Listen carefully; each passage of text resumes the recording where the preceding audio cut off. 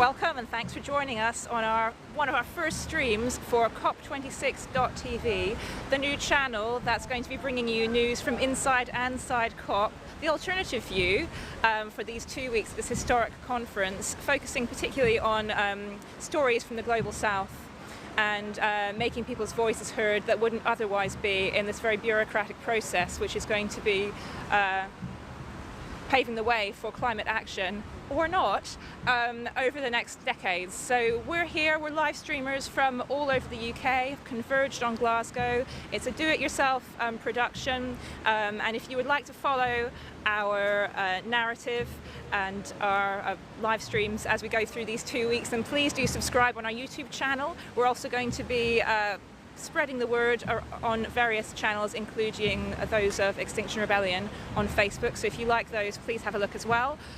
So yes, COP26 TV, the new channel. But today we're here. Thank you so much for joining us at Glasgow Green, right by the River Clyde in Glasgow. We're here to meet pilgrims who have joined, who've come together from all over the UK and from Europe, in fact, who've come from Spain, Poland, Germany, as far away as Sweden. People who've walked all the way here.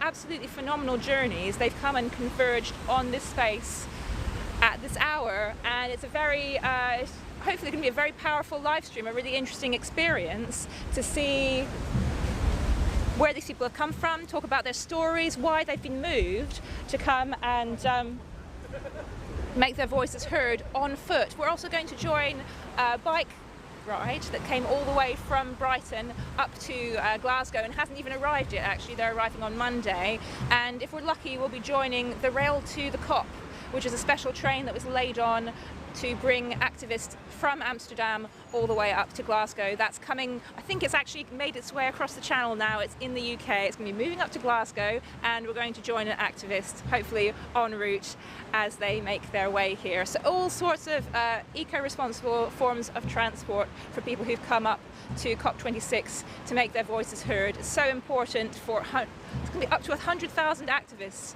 we've seen estimated in the press. Actually, probably more activists here than climate delegates. It's such an important time for us to show that we care about the climate, and really to make governments and diplomats take the action, to put the pressure on. And that's why we're here at COP26 TV. We're going to be showcasing those voices that often don't get a seat at the table and might not even hear at COP, which is the most exclusionary COP in history. So I can see there's a bit of movement here. Behind me we have the, we've got some lovely flags that have been installed, which are the Field of Dreams. Reflecting that idea of pilgrimage. I think flags having a very spiritual meaning throughout a lot of faiths, and we're going to be looking at there's many different pilgrimages that have come today. Actually, there's at least 4, I think, that are converging here at Glasgow Green. Maybe we can go over, have a little look at some of the banners in a minute. So we've got Pilgrims Walk for Future. See, I didn't even know about that one. I know about Camino to COP, which is an XR Faith Bridge initiative. The Faith Bridge is a multi-faith part of Extinction Rebellion, bringing together the faiths and people of no faith, actually, to explore the spiritual side of why we need to take climate action. And I can see that we have, there was a walk for ecology and nature that came from Dunbar in Glasgow, slightly shorter pilgrimage. We've had a Marcha a Glasgow, which was from Zaragoza in Spain. They've come, I think they did take a ferry. They didn't walk all the way, but they have been walking a phenomenal way up the west of the country, sort of mirroring the Camino to COP that came up from London. And then I can see that we've got Christian Climate Action. Just saw a banner for that. And so we've had, oh, and there's also, I'm going over here, I can't remember exactly what the name is now because it's in German, but we're going, this is the Ecumenical Pilgrimage is what I wanted to say. This is the one I was talking about that's come from all sorts of places, Germany, Poland, Sweden, and I believe France as well. They've been picking up people on the way. So I have to say, I don't know how many days, weeks or months they've been travelling, but I'd love to catch up with them in a bit and find out about the experiences they have had on the way, because this is part of the pilgrimage. It's about spreading the word of climate justice throughout the communities that these people pass through, and trying to raise awareness through this very profound act of taking one step at a time for a long, long journey up towards Glasgow. So yeah, hoping to talk to them later. While we're still waiting to get started, I'm hearing the drum roll. I'm not sure when we're going to get started, but I think what we'll do is go to a piece of film just to show you a bit of what it feels like to get started on a pilgrimage. So two of our live streamers went to Brighton just a few days ago to see off the Cycle to COP bike ride that's going to take 9 days to come all the way up to Glasgow. They've been facing torrential weather today, I have to say, lots of rain and wind, so I hope they're still all right. But why don't we go over and see a short film about their start the other day at Brighton Pier.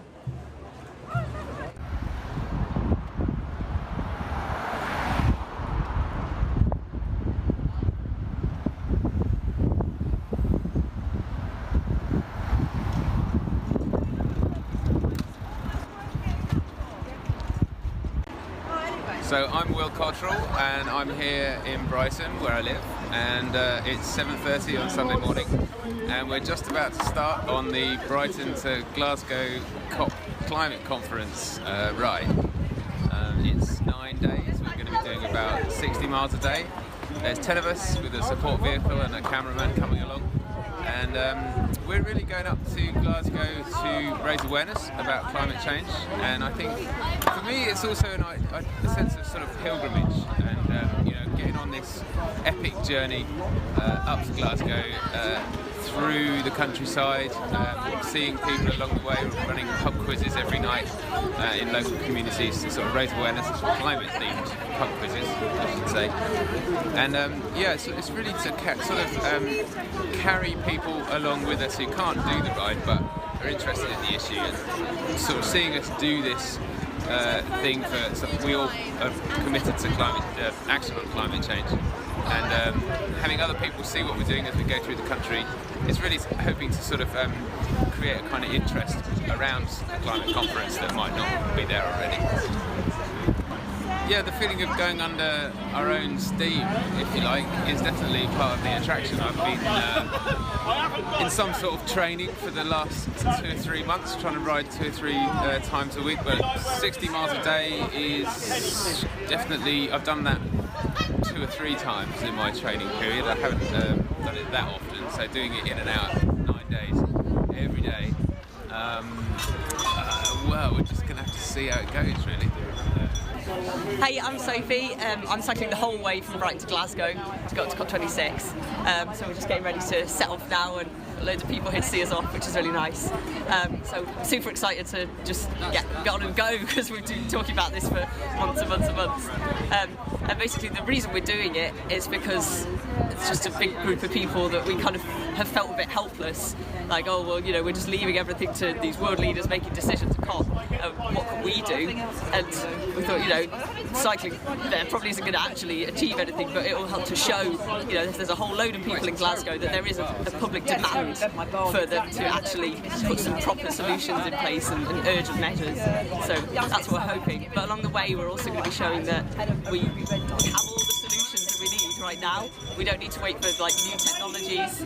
All these community groups around the country are already, you know, like doing community gardens or energy co-ops or tree planting initiatives, all these brilliant things. So we want to showcase some of that as well. We're going to be setting off at 8 o'clock, and that is 8 o'clock prompt. We've got 60 miles to do today, and we need to crack on with it. You must have a slight knot in your stomach as you're about to leave on a 500-mile journey. I'm very excited now. It's lovely seeing everybody here, and I was a bit reticent about what sort of sent off, but it's just nice, really nice having people here, so it's brilliant, yeah. Yeah, and can you just explain to me the reason why you're going on this massive trek up to Scotland? Well, the reason why I'm going to Scotland, obviously, is because we want to get to COP26, but the journey for me is the absolute thing that is going to make it. Personally, I think COP is a done deal. I don't believe that there's anything about COP that's going to be miraculous, but it's the journey to COP, it's not COP itself.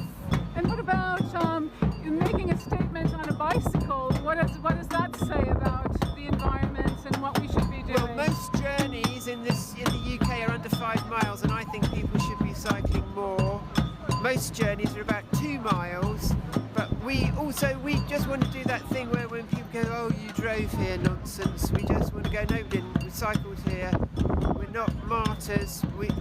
Also, I've never seen the country. I've never seen the country like this. I've never cycled, I've never been on a cycle tour that's so long, and I want to see, go up through the country and see people, and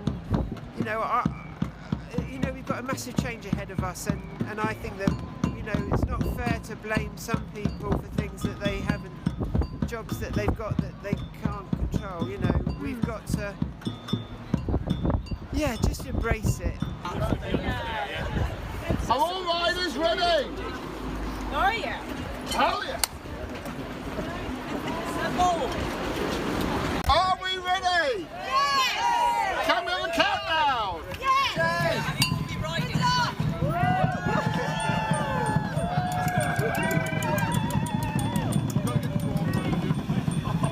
Countdown! 8, 7, 6, 5, 4, 3, 2,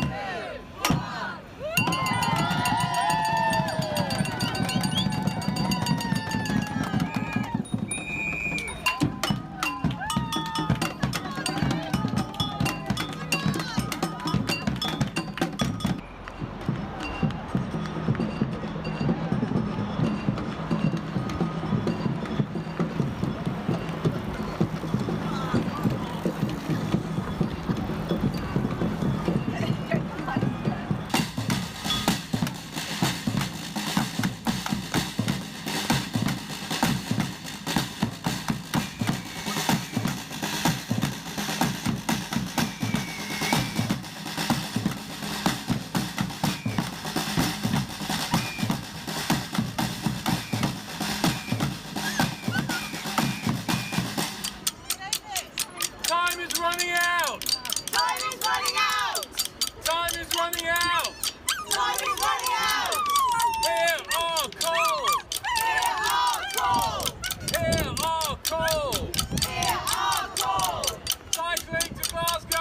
Cycling to Glasgow!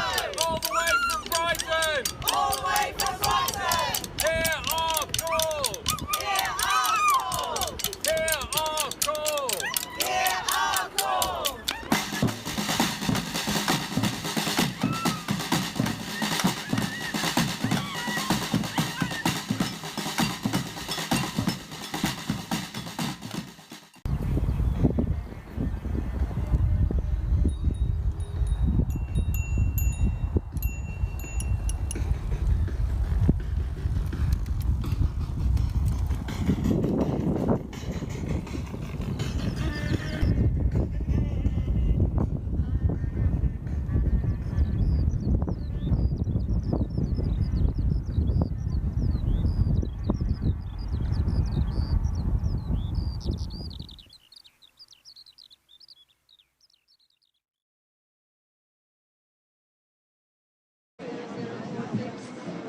You're watching COP26 TV. We're here at the Pilgrims procession in Glasgow, going from Glasgow Green into the centre of town.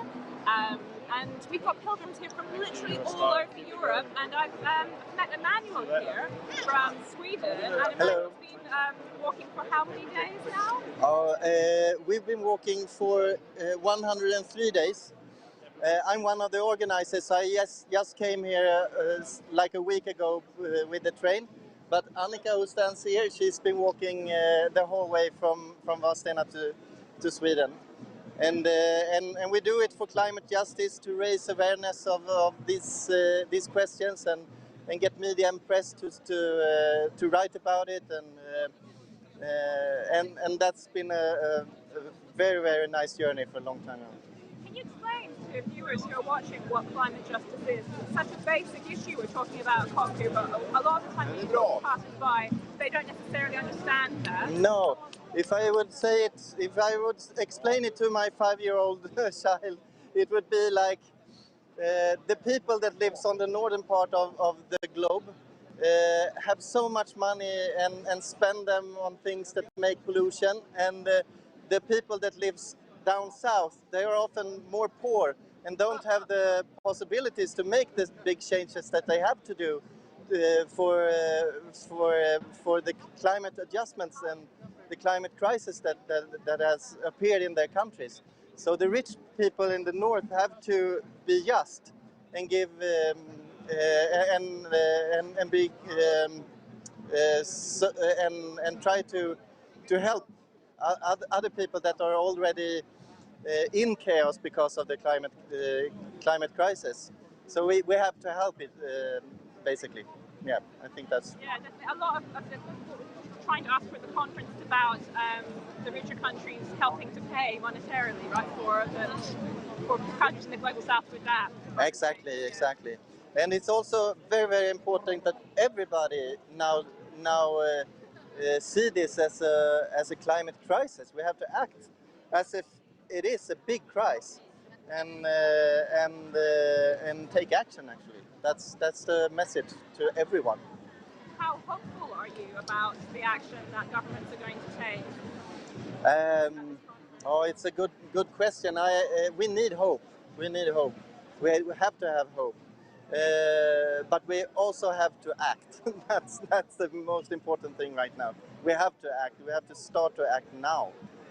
So yeah. Well, I just have to say, I'm in total awe of everybody who's come from so far. Total awe of people who've come from so far away because you've taken an action to try and spread the word to other people. I just wanted to ask finally, like, how do you feel? You've been walking for so long. What's the impression you've got from people on the street who've met you? There's been overwhelmingly much love, I would say. Yeah, we've met so many people that want to cheer us, giving us shelter, giving us food. I have, when you ask the question, I can just get a lot of images in my mind from people all over that just want to contribute. And that's their way to also contribute is to make the walk for us a bit easier. So and there's a lot of people wanting change, wanting to uproot the system. They want something new. So it's really nice to be a part of this, and it's so nice to be here right now. It feels like you're in the center of something. So it's really nice. Yeah, it's a good atmosphere. Yeah. Thank you so much for speaking to us. Mate. Yeah, thank you. I'm just going to come in close to show the logo there. Yeah, that's Vadstena. It's the home of Saint Bridget in Sweden. You can pilgrim there to this place. So we walked from central pilgrimage. Exactly. So we walked from this central pilgrimage to here. Yeah. Amazing. Thank you very much. Thank you. I can see we've got some skiing behind us, so let's go and join them. Yeah. Thank you very much. Thank you. Nice. Where can you watch this? Oh yes, so I should say, yeah, you can watch this on COP26.tv. That's the URL. Yeah, and we'll be broadcasting for 2 weeks, so please have a look and share. Yeah. Have a great COP26. Thank you.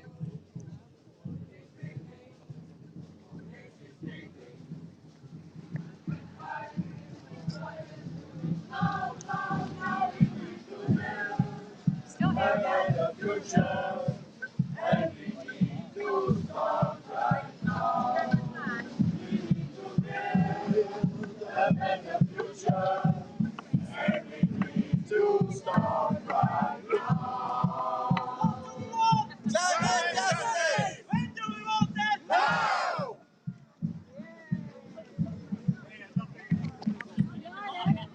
So you can see that things are hotting up here a bit. Lots of different groups coming together. And I think that things are going to get moving in a minute. The tension has been building. Just trying to move out a little bit so we can hear a little bit better. Yeah, we've still got these flags behind us here. And I'm going to go and just try and get you some more images of how big this march is. So just to remind you, it's COP26 TV. It's our new channel, live streaming to you direct from the streets of COP. From the streets. And then we're also going to COP. We have some people inside the blue zone, we're going to the green zone, but also we're going to be going to all of those groups of people who are whose voices are often not heard and who've made really big sacrifices in order to come here to try and influence the politicians. So we'll be trying as hard as we can to profile those voices. So please do subscribe to our YouTube channel, and you can also follow us intermittently on Extinction Rebellion Scotland and sometimes Extinction Rebellion Global. We're going out to various channels, so please join us through the 2 weeks. Let's go and see a little bit more of what's going on at the Pilgrims March. This is Glasgow Green, and I think we're about to move off into the centre of town. It's this big celebration of people who come from all over Europe on foot, and they've been going for, I was just talking to Emmanuel there, he said he's been walking since July, all the way from Sweden. So it's really just amazing respect for everybody who's here and who's made it a really celebratory atmosphere, and as it should be, they've had an amazing achievement. Let's go see a bit more of what's hotting up as we prepare to start the march.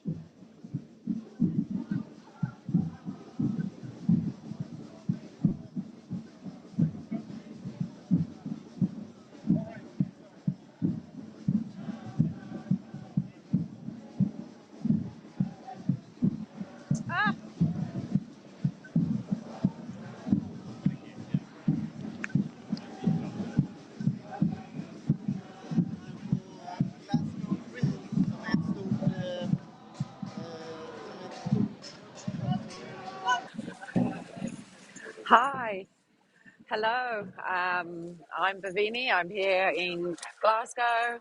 At the beginning of this beautiful, beautiful procession for pilgrims, and this is basically all the beautiful humans across Europe who have all chosen to take a pilgrim to come here in Glasgow and have a voice in a different way, and hope that the governments across the world hear that the everyday person really wants some fantastic solutions, ones that can be help support the ecological and climate crisis here that we have.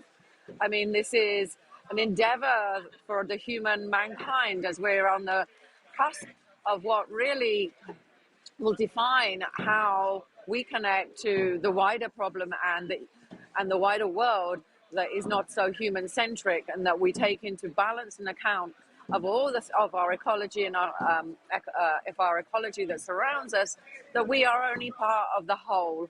And when the humans understand that we are part of the whole and that we're responsible for actually holding that balance of part of the whole, and only then can we flourish and thrive on this globe. Because whilst we have been doing extractivism based on the need for the human above all else, this is why we are facing the collapse that we're facing. So the climate and ecological collapse that we're facing is very much human-led. That the truth needs to be told, and that we as a species need to start unfolding and unpacking how we operate and what we do to address this climate and ecological emergency. Is all in the balance. There's so much hope. So really, the human spirit is so creative and ingenious, and if we can sit around a table with the truth and honesty of what is happening, then the solutions are there, and some new will emerge, but only in the face of the truth.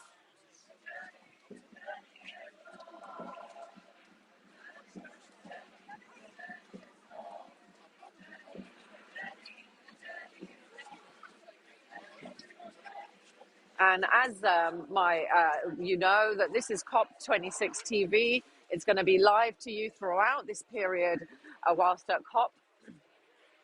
And it is really the essence of providing a platform so that those that are not here across the globe, as well as those that are here that are from the global south, that don't tend to have the greatest voices or the most power in these conversations, is to provide that space, provide a platform for those voices that should be really front and center of this conversation. Because we know that Indigenous people, they look after 85% of the lands that are carbon capturing, and they have so much wisdom and so much insight to offer the global north, in particular the humans here in global north who have practiced extractivism at the expense of nature, and trying to unify a table where those conversations can be had and that the solutions can be co-created, because wisdom is here, it's within us all, but there's many people's wisdom that hasn't been put on the table, the voice hasn't been considered, and in fact is where the solutions that will lie, because whilst they look after 85% of the globe's natural carbon capturing lands, they need support, and the support they need is what we should be listening to, not telling them how to do things. We need to be deeply listening to our other global south brothers and sisters, because they have been practicing what we have yet to be waking up to and addressing. Thanks so much, Vlad. Pass back to you.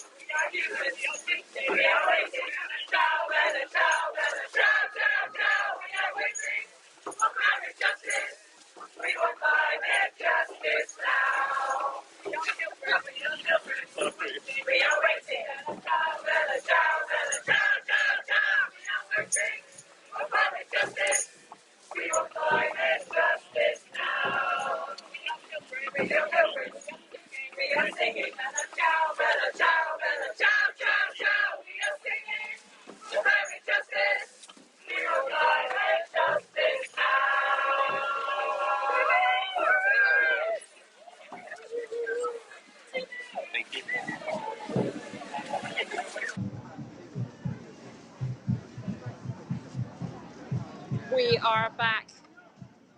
Actually, I don't think we've been here yet. We've come to the start of the march. Just having a look at these blue rebels up close. And I think here we have a number, actually, of pilgrims from the Camino to COP March, which has come all the way from London, and they started the day after the Extinction Rebellion ended their October rebellion. So the August Rebellion, I'm getting confused with another year, the August Rebellion, so they've been going for about 2 months, all the way up the country. I think it's about 48 days, actually. And I don't know, maybe we can watch a little clip, because I think we're going to get started in just a few minutes, but why don't we watch a clip from earlier about their journey and what's motivating them.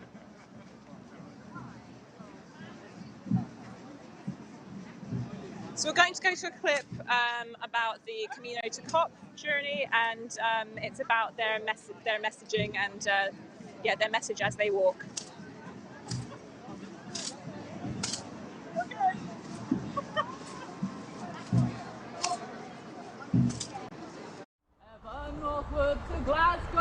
coach one and walk I'll be upon the back of anyone who'll choose to carry me through field, village and city, day by day, from town to town, to where leaders are gathering like brooks before the storm.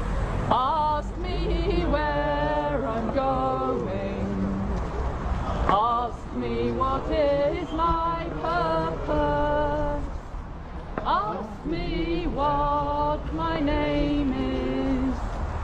They call me the coat of hopes. What is it that I'm taking to the ones who will decide if as a world we'll do all in our power to survive?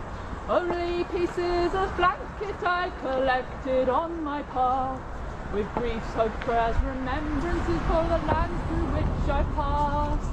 Ask me where I'm going, ask me what is my purpose, ask me what my name is. They call me the coat of hope.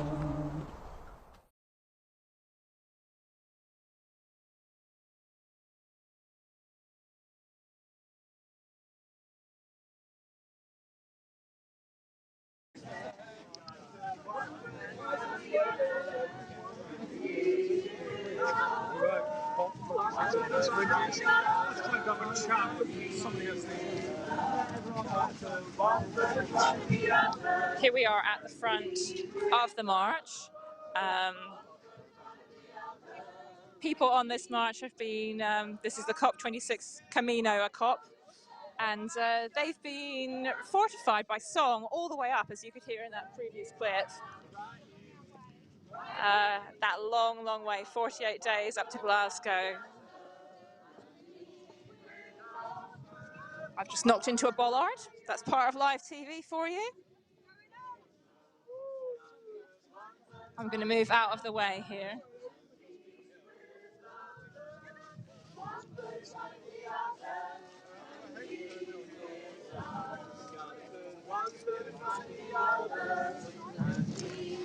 And what I'm going to do is just watch as people come past, actually, rather than be in front, and just watch all of these pilgrims file past. Quite a heavy police presence here as well, considering this is a peaceful pilgrimage gathering.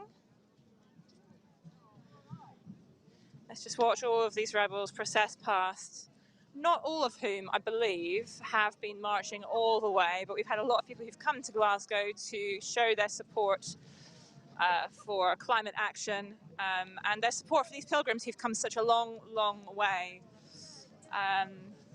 So the Field of Dreams flags now have been gathered up by people on the march, and they're going to be taken all the way to George Square in the middle of Glasgow. Oh, we've got a lovely banner here coming up. One from, I don't know if you can read that, Polmont Quakers. Hello. Some beautiful, beautiful handmade banners. Lots of Quakers here, actually. Handmade banners, handmade flags. And displaced Dora.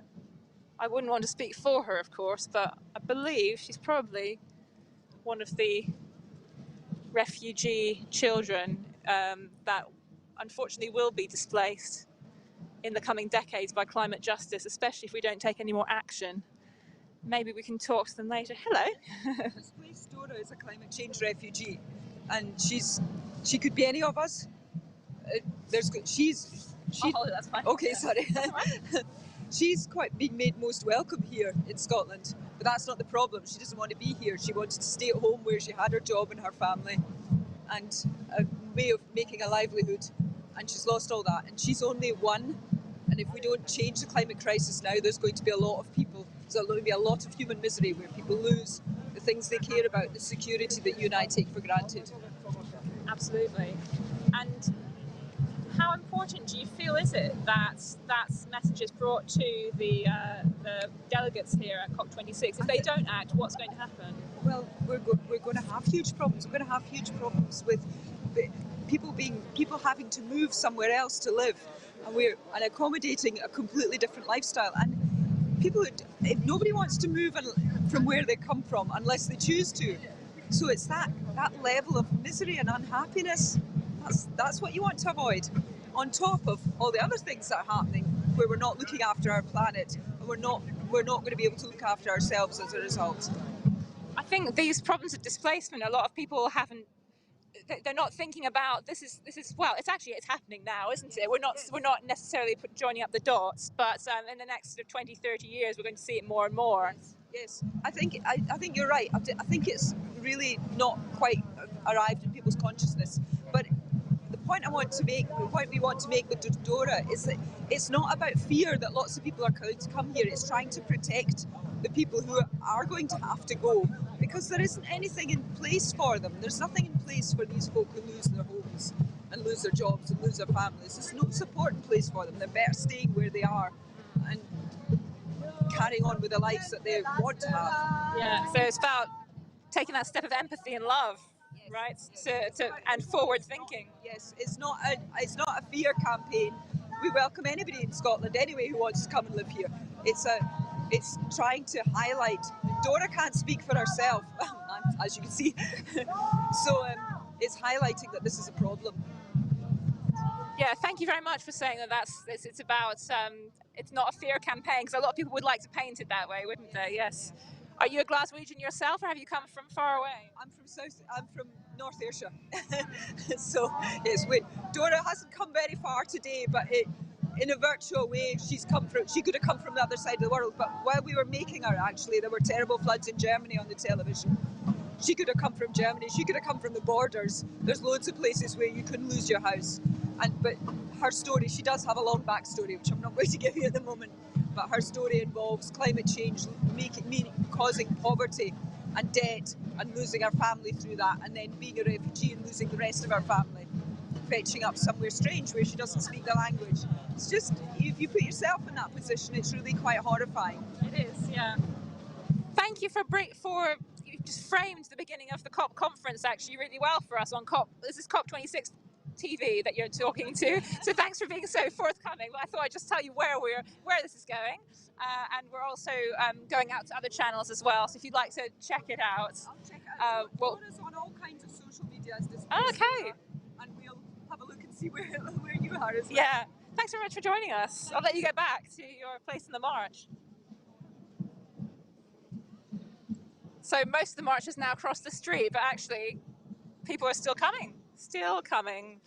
And I have actually just seen, I might talk to in a minute, people from the Marcha a Glasgow, the Spanish column that I was telling you about before. I did just see their banner. So perhaps preempting an interview with them, we could actually go to the first phase of their trip. I've got a little video to show you about the start of their journey, when they started off in Zaragoza and came across the channel. So maybe we could show that clip now, phase one.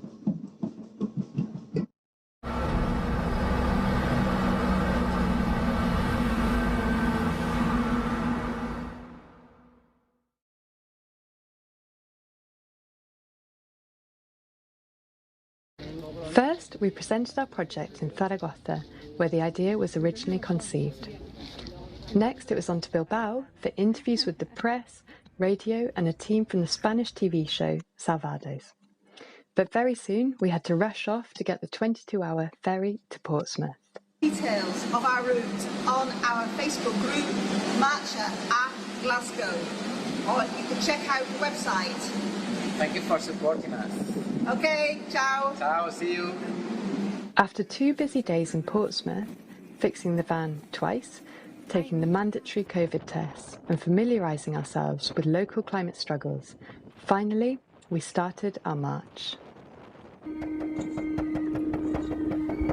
Cheered on by our new friends, we took the first steps of our 29-day march to reach Glasgow in time for the COP26 Climate Summit. The destination for this stage was Southampton, some 33 kilometres away.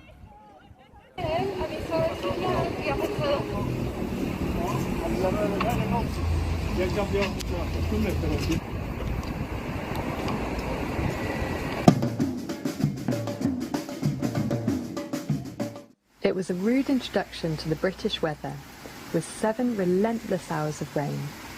Our ponchos were put to the test, umbrellas turned inside out, and at times we were forced to wade through overflowing drains.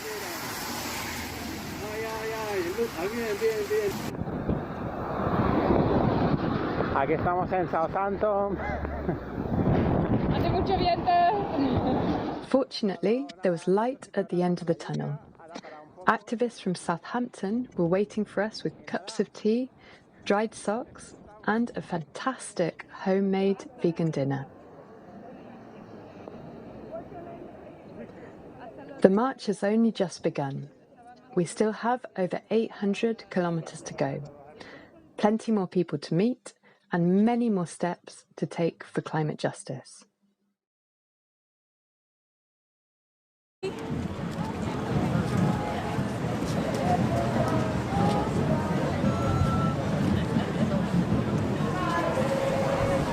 Right, so the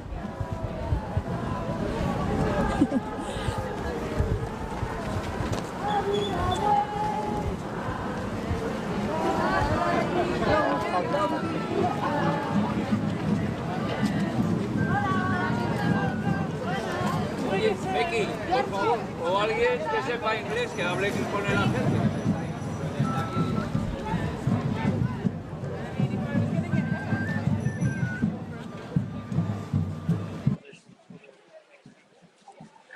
Hi.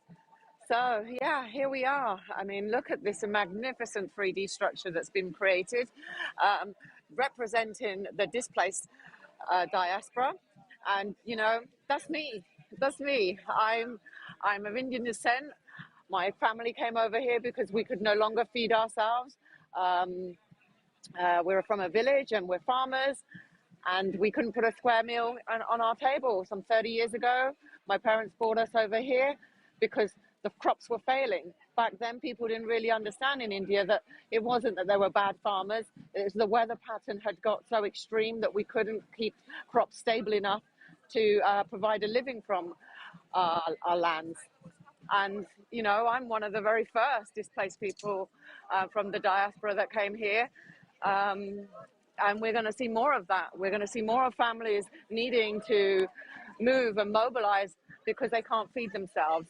And this is what this represents. The displaced Dora that they're calling this structure puppet thing here today, you know, beautiful, because it really is the representation of. We're going to see a lot of this happening in the coming months and years. We've already seen a lot happening, but that's nothing compared to what we're going to face once we hit that 1.5, and now, you know, very nearing the 2 degrees as well, you know, and every point of a degree is significant.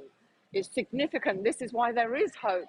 There is so much hope to be working towards, because people are not looking to leave their countries. They are happy in their countries if they can feed themselves and they can thrive.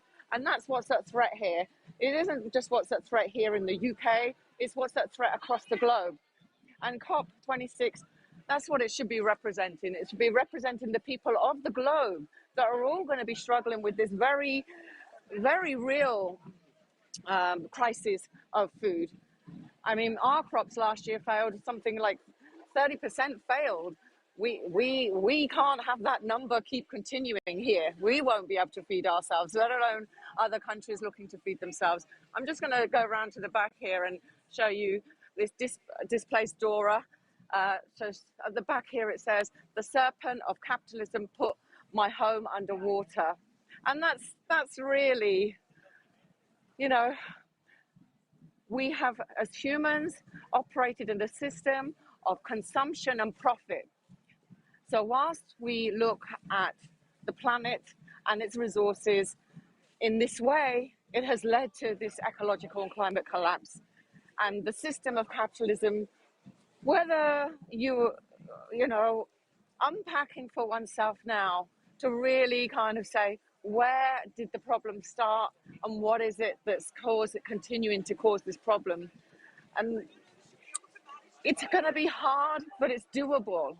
We need new systems, we need system change, and we need to be looking at resources and of our ecosystem as a whole, and how we can be nurturing each other and thriving in this way. And it requires imagination, and we as human species have got plenty of that. We are such beautiful, imaginative creatures, and we can do this. It is not impossible. It's absolutely possible. We see here there's a fair deal for the Global South banner, and you know, I take how do I say this? For me to realize, sitting in the Global North, that my brothers and sisters of the Global North have started to recognize the plight of my people in the Global South. I didn't put the dots together. I was a young girl brought over here. I hadn't realized how much of my journey was based on this collapse that was taking place some 30 years ago. And here we are now, where brothers and sisters in the Global South have started to really understand this, because they too are now facing this very dire situation of global warming. And it doesn't bring me any joy to know that my brothers and sisters here in the Global North are in the same position as my brothers and sisters in the Global South. But the one thing that we can take from this is that we are all brothers and sisters, and my life is just as important as your life. And if we look at it in this way, then only can we see that we'll get a solution that looks all after all our needs rather than just the one. Yeah, that's some of my story I share with you. But this story is similar to most people that have found themselves here in the UK, not intentionally, not something that was, you know, my parents from the longest time when I was a child always said, when things get better, we'll go back. But they never did get better for our communities back in India, in the villages. They continue to suffer, and they still suffer. So it's now a time where we need to come together and find those solutions so that we can all enjoy our own countries and breathe air and thrive, because that's what's at stake here. Money cannot buy our way out of ignoring this problem. And how much money needs to be released to help the Global South, who are facing so much now. I think it's 2016 COP said that they'd be releasing 100 billion. They haven't seen anything near that, and they continue to offer another 100 billion through these dialogues that are happening. Where's the money that was supposed to happen? So pledges and promises are empty unless they follow through. And I'm really glad to see that globally everybody's recognized that they have to actually take the steps that they promise and pledge. And that is my hope and my dream, that the promises and pledges made are actually followed through, because talk is cheap and time is now to act.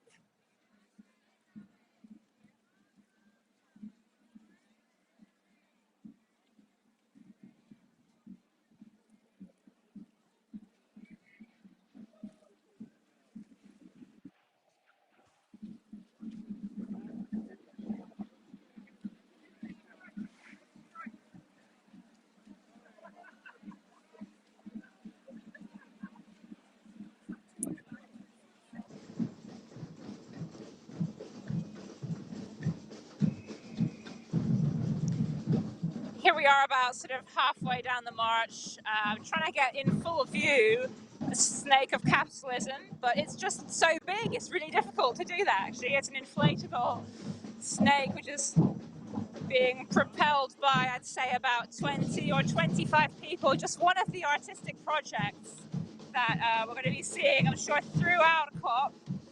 There are many different spaces actually around the city, artistic spaces that have been available for people to use as a way of expressing themselves about how they feel about the climate crisis.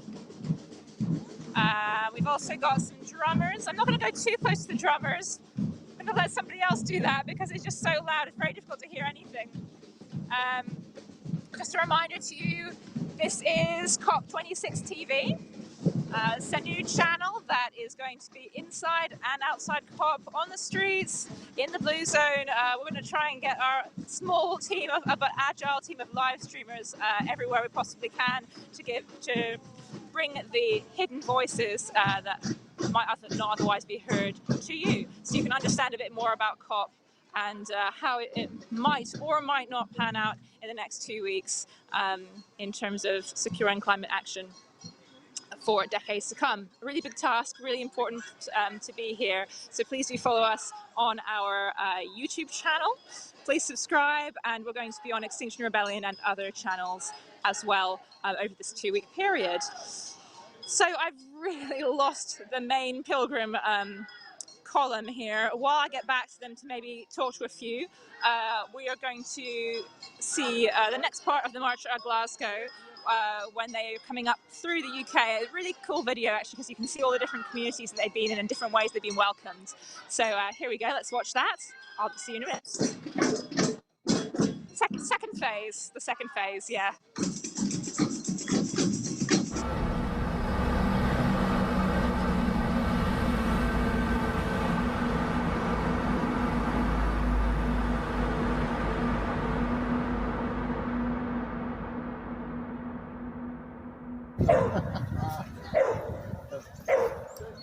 In Winchester, there were 3 Red Rebels waiting to welcome us.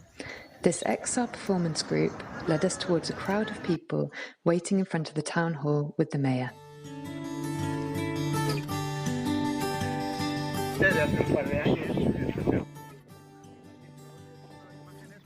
After passing through picturesque landscapes, we reached Andover, where locals received us singing an adapted rendition of Bella Ciao.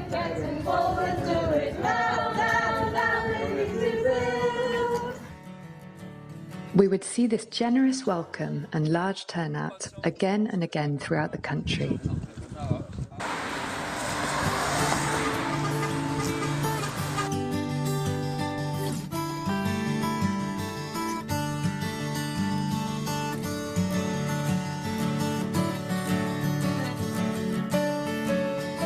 Next we reached Oxford, where a large crowd met us and we walked together up the road, where Nikki gave this interview. Draw as much attention as we can to the climate emergency we're in and what we need to do about it. March at Glasgow! A team of In Abingdon, we were announced in style by the town crier in the town square. To Glasgow!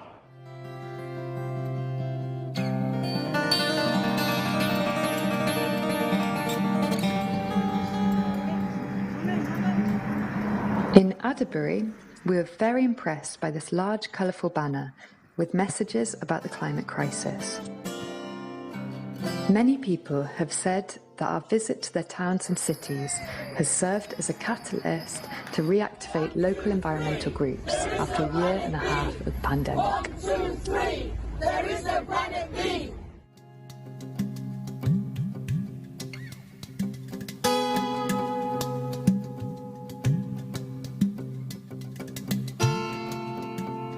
It took us a few days to get used to the pace and the long distances. We've all been getting blisters and aches and pains that seem to change from one day to the next. The last few kilometres are always the hardest, and the warm showers when we arrive at our hosts' houses are one of the highlights of the day.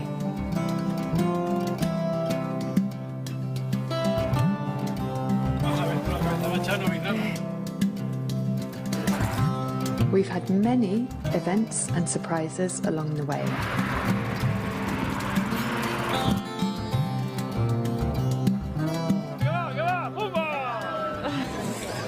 Sometimes we are greeted by choirs and samba bands, and at other times we have to teach everyone one of our Spanish climate songs.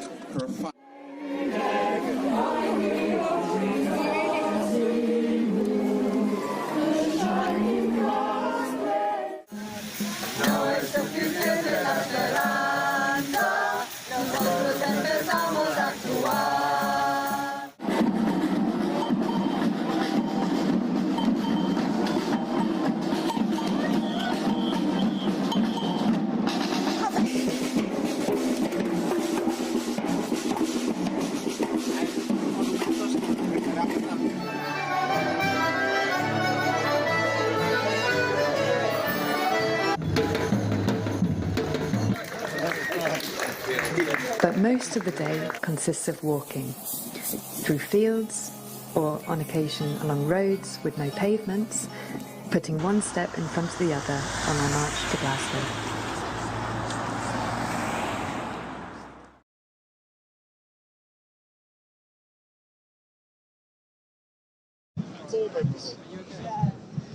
So I have made it to the front of the column now, and I have actually met up with, well, I haven't met them yet, but I've just clocked that we've got the XR Faith Bridge here, who've done their Camino to COP walk all the way from London. Hi, would you like to say anything on the COP26 TV live stream about, oh sorry, I don't actually have you in shot, that would help, wouldn't it? Let me give you a microphone. A bit ham-fisted at the moment because my fingers are freezing. Can you hold that? Yes. So hi. Would you like to explain what you've been doing over the last few, I don't know how long? Yes, we left London on September the 5th. We've been walking an average of 10 miles a day all the way through the countryside, staying in church halls and village halls and sleeping on the floors, and they've been giving us hospitality. And most days we've been talking to them about what we're doing and about climate justice and how we're hoping to change the minds of the politicians so they will listen and act now about the climate emergency, not just talk but do something.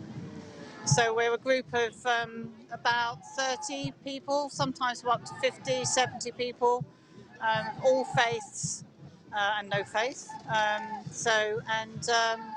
That's why we've been staying mainly in churches and village halls and places like that. It's been marvellous. From a spiritual point of view, of taking that walk together in community, what's that experience been like? It's not something that I've talked about on the live stream yet, but obviously you've chosen to do it as a pilgrimage. What have you learned along the way? Yes, very interesting. Our faith in the planet Earth is what pulls us all together. So we all have a faith in our earth beneath our feet, and spiritually different people have expressed that in different ways. Personally, I'm a Christian. We've got a Buddhist monk with us, we've got Jewish people with us, all different faiths, and we found it very spiritual all being together. It's been lovely. What's been wonderful has been the love that's been shared between everybody. You know, so I've been away from the pilgrimage for a few days, and I come back and I get this massive welcome from people. Yeah. It's been because we're all looking out for each other and supporting each other. And your shared experience. And we're sharing way. Yes. Yeah. It's been really wonderful. Thank you very much. Is there anybody else who would like to talk, I wonder, of the Camino people? Yes? Oh! Hi! Sorry, I'm going to be walking backwards and saying hello to you on the COP26 TV channel. Would you like to... Congratulations for a start, for walking all the way. I was there the day before. I was covering the end of the Extinction Rebellion, and then I wanted to come up and see you but couldn't when you started. But so 48 days later, am I right? 56 in total we've been walking. I think it's 56. But we've had some rest days along the way. My goodness. So how are you feeling now? I feel great. I feel absolutely great. I walked to Camino in Spain, so I've walked to Santiago from Malaga once before. Okay, so good training. Yeah, that was about 400 miles, I think. So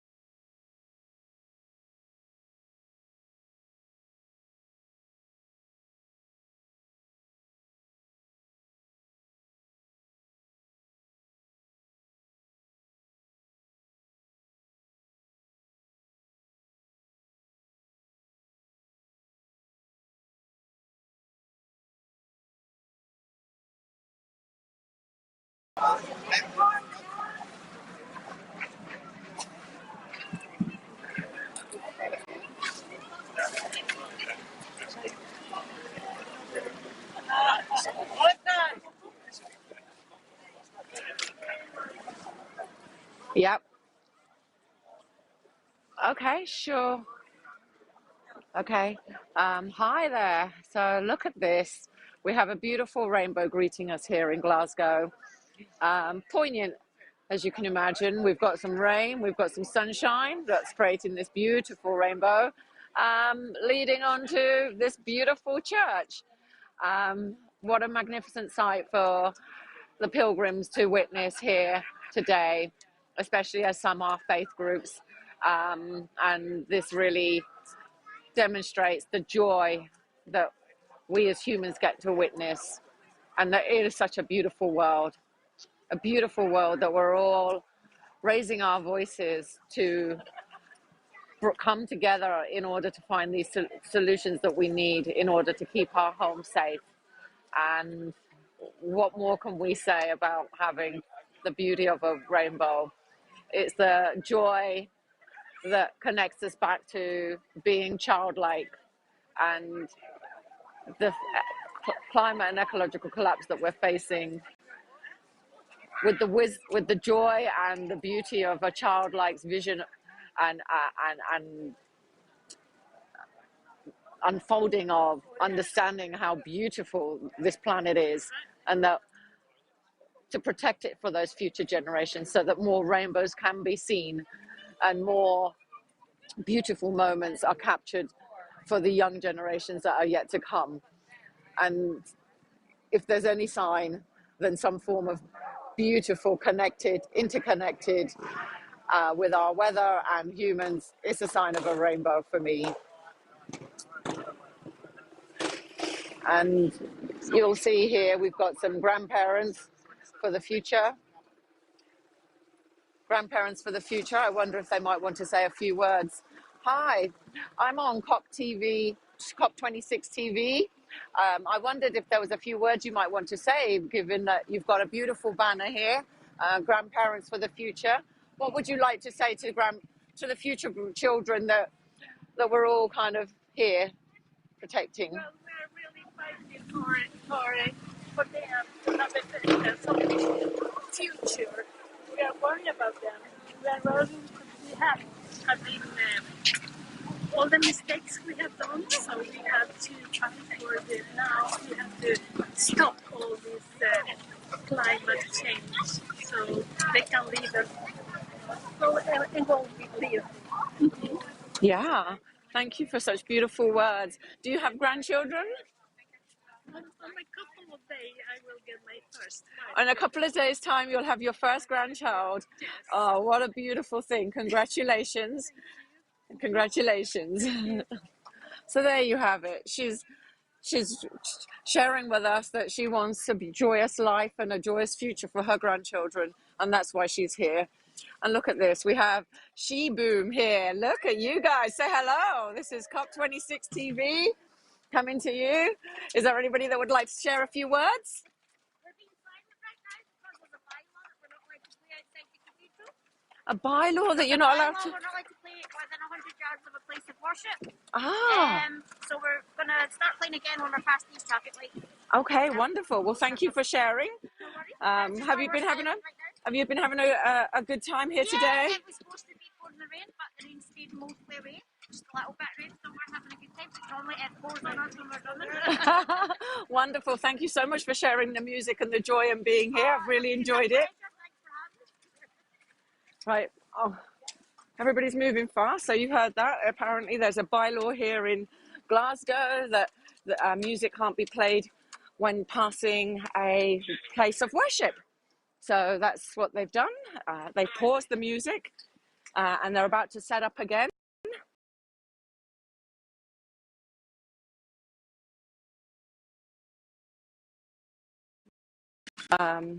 This is the She Boom team of drummers. Beautifully, they're about to start up, so I thought I'd pause and wait for them to give us a little sound.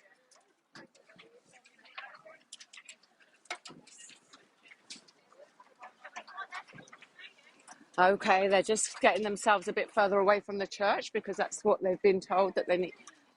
Here we go. Oops, it's probably a bit loud, guys. I'm really sorry.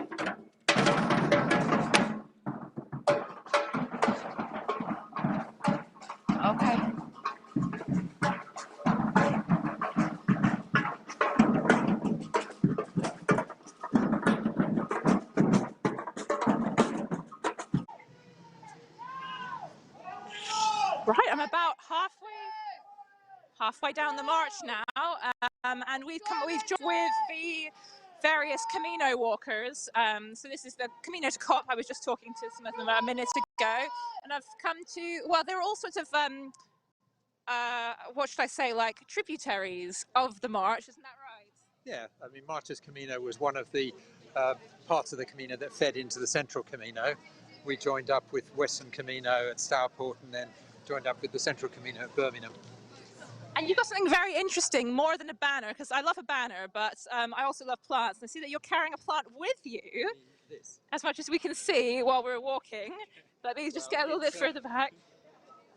Could you explain what you're doing with that? It's a Ginkgo sapling. It's a Ginkgo sapling. It's looking a little bit bedraggled because it's autumn and it's losing its leaves, but it was looking very nice a week or two ago. We've carried this all the way from Hereford. When I say we, that's partly me and partly fellow Caministas on the March's Camino, the Western Camino and the Central Camino. From Hereford, yeah. From Hereford, on foot all the way.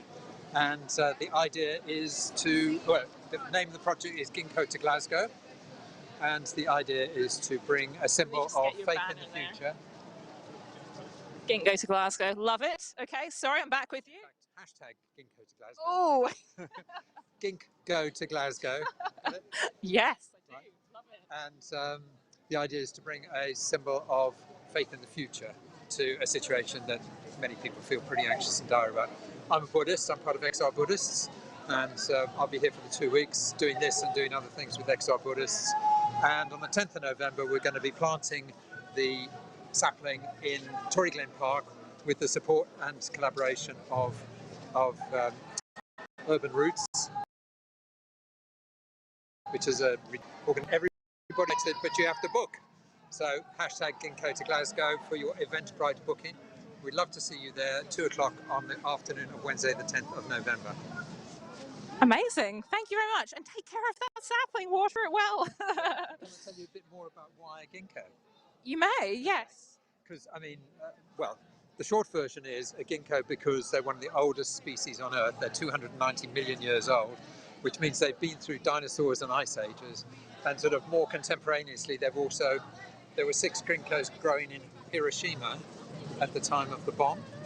And there are still 6 Ginkgos growing in Hiroshima. So they're a very good symbol of survivability, resilience, and faith in the future. Because if they can survive that, well, perhaps we can survive it too. And I think trees have a place in COP26 too. Absolutely. Well, actually, I was going to say clever, but it's also quite sort of poignant symbolism there. I think I said that sort of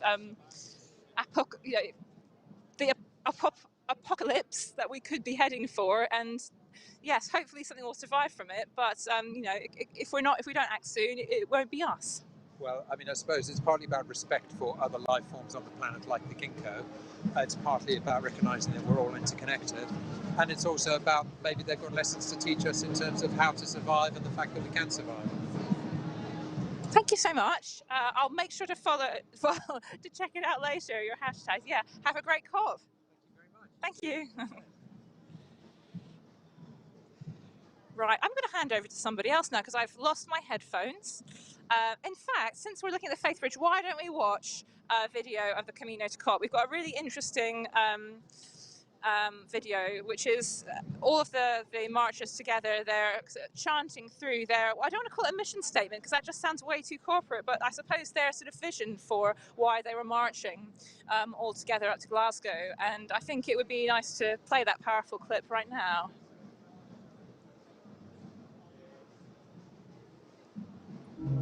In 1 month's time, the leaders of the world will meet. They will speak. They will greet. They will agree. They will disagree. And they will come to a decision, a choice that will shape the surface of our earth and change the ice and seas for millennia at least. Generations to come call on us now to preserve them. Will our leaders listen? Meanwhile, we walk from Parliament Square to George Square, 60 days and nights on church floors and town halls. The journey we undertake is rooted in a regenerative practice of love and respect that means listening actively to nature in the lands and landscapes that we love so ferociously, hearing her groaning, struggling to be heard, hearing her triumph as she bodies forth life. We are united by our faith, a faith that we can advocate and influence and be the change we want for the world. We choose to walk to COP26 as a practice of that faith, as an act of connection with the earth upon which we walk, and the people with whom we walk, and the communities through which we pass, and we make our way in kinship with the people and creatures of the earth who suffer, who are already displaced by our climate changing and our ecologies becoming overcome. We do so peacefully, we do so lawfully, ready to engage and to learn, because we care and because we have hope.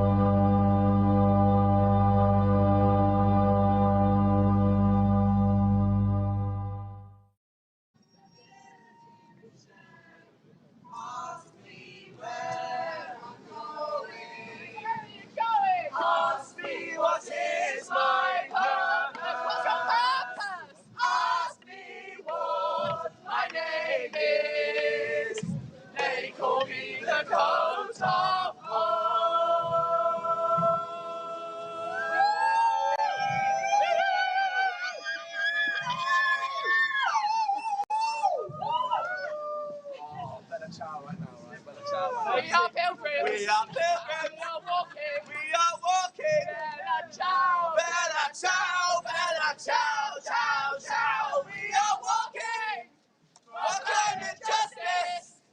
We want climate justice now. We are pilgrims. We are pilgrims. We are walking. We are walking. Bella ciao. Bella ciao. Bella ciao. Ciao. We are walking for climate justice. We want climate justice now. We are pilgrims. We are pilgrims. We are pilgrims. Bella ciao. Bella ciao. Bella ciao. Ciao. Ciao. We are singing for climate justice. We want climate justice now. We are pilgrims. We are pilgrims. We are singing Bella ciao, Bella ciao, ciao, ciao. We are singing for climate justice. We want climate justice now. We are pilgrims. We are pilgrims. We are walking. We are walking. Bella ciao, Bella ciao, Bella ciao, ciao, ciao. We are walking for climate justice. We want climate justice now. We are pilgrims. We are pilgrims. We are walking. We are walking. Bella ciao. Bella ciao. Bella ciao. Ciao. Ciao. We are walking for climate justice. We want climate justice now. In case you're just joining us, this is COP26 TV, our new channel that's going to be taking you inside and outside of COP over the next 2 weeks.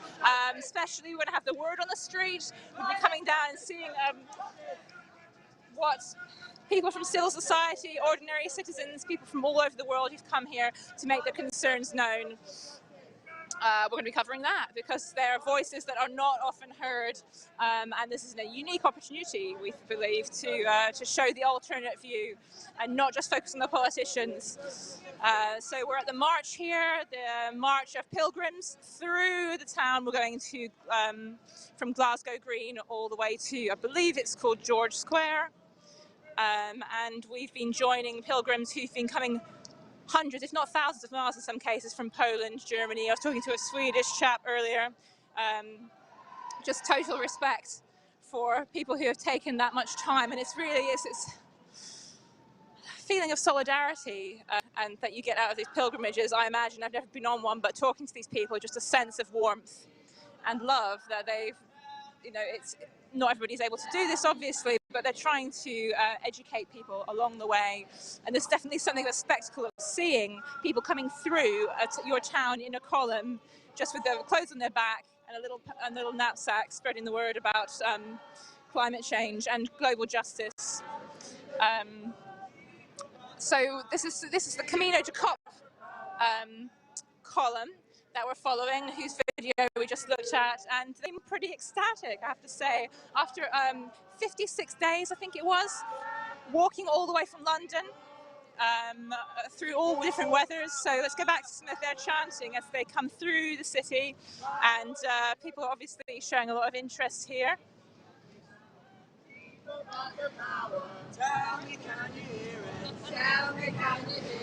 This coat in particular is really interesting. I think, as we were seeing in that video, it's called the Coat of Hope, and might be able to talk to somebody who's modelling the Coat of Hope in a minute when we have a little bit of a quieter time. Hi. I was wondering, I've seen you on a video about the Coat of Hope. Is this your project? Oh, it's a shared project. So I'm the instigating artist, but this is a coat that, as it says in the song, is made by everyone for everyone to wear. It started its journey on the coast, the south coast in New Haven, and it's been walking for 9 weeks. It began with no patches on it, and now it's covered in hundreds of patches. From all over as you've walked across the country. So we've gathered the patches as we've walked, and each week we've sewn new patches onto the coat, expressing people's griefs, remembrances, prayers and hopes for their local landscape in the face of climate breakdown. And when we get to COP26, we're inviting world leaders to try on, to put on this coat and to feel the weight and the warmth of our hopes. It's been worn here by hundreds of people. So to put this coat on is an act of communion with everyone who has made a patch and everyone who has worn.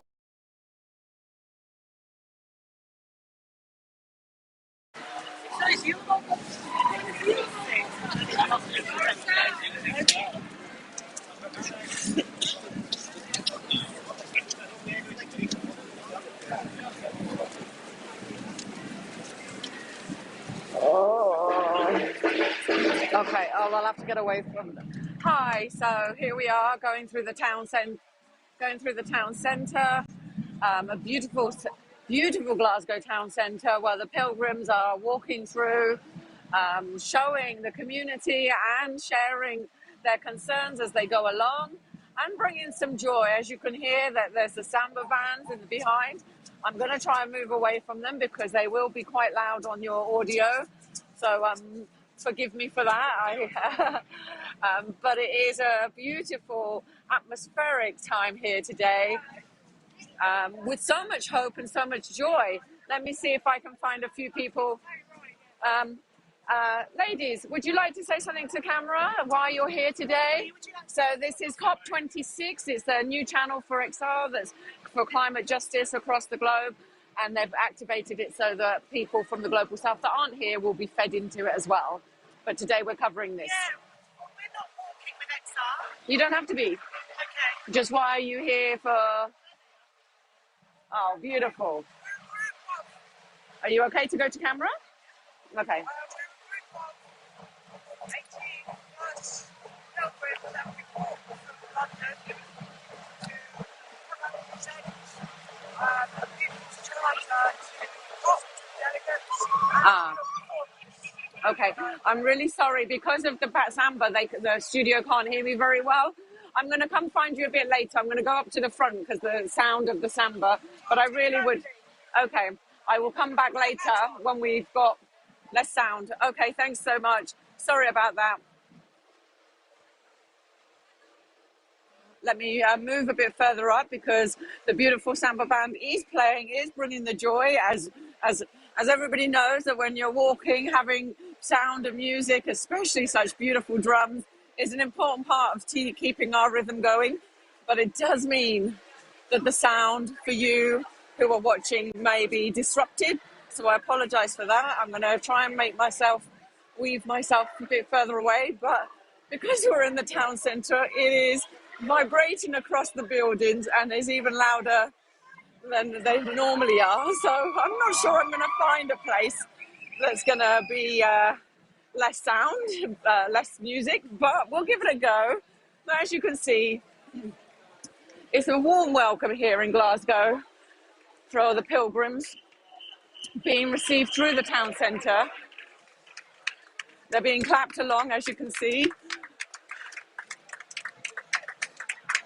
They're being greeted. They're being greeted as they come through the town centre. People are very warm and welcoming to the community here. So hi, just going to squeeze through here.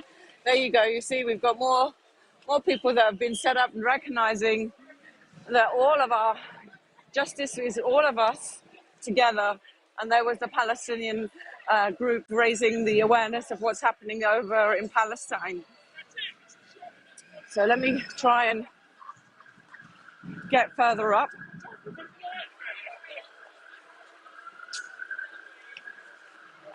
And the energy here is really high. There's so much hope because, you know, there is hope. We can meet the crisis head on if our governments and leaders all choose to actually act on the science and about that something that all of us have to work together on. So the fact that there is people slowly moving to the centre ground and recognising that we're on this together and that the solutions need to be met together.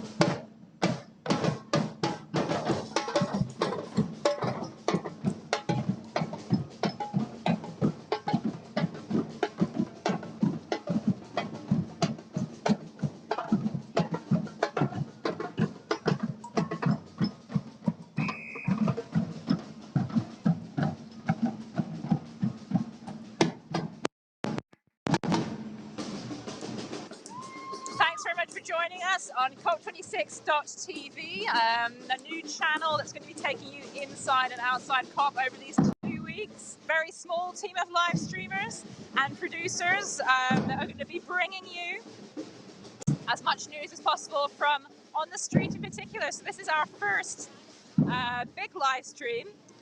COP hasn't even really started yet, for the delegates that is, but actually for the people who are coming here from civil society, ordinary citizens who have a big climate concerns and want to voice them. This is a big launch event for pilgrims who have come from all over Europe and indeed the UK. We've been speaking to people who've come by, well, it's actually by foot. The pilgrims have arrived here by foot.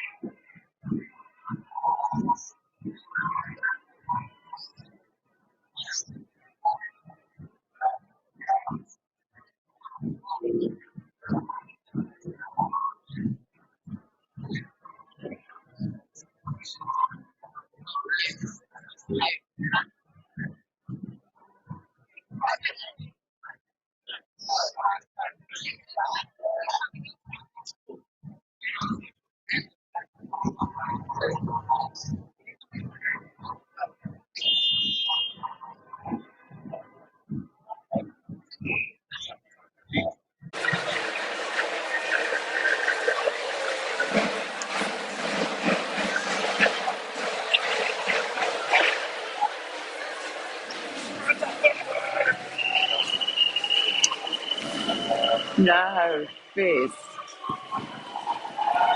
Fist.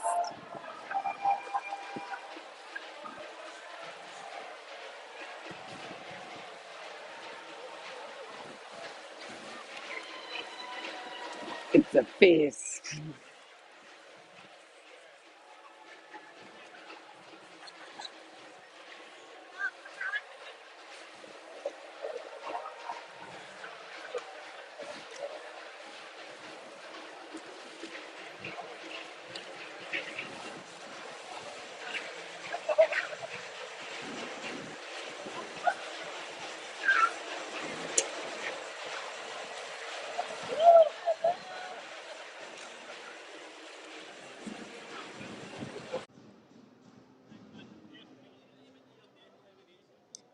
Well, we stopped here, the march halt, and we've brought some silence after all that samba.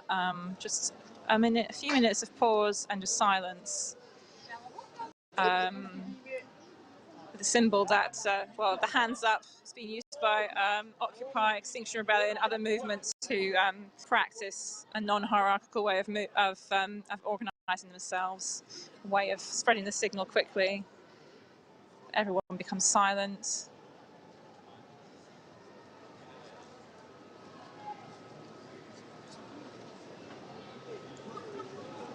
Show solidarity.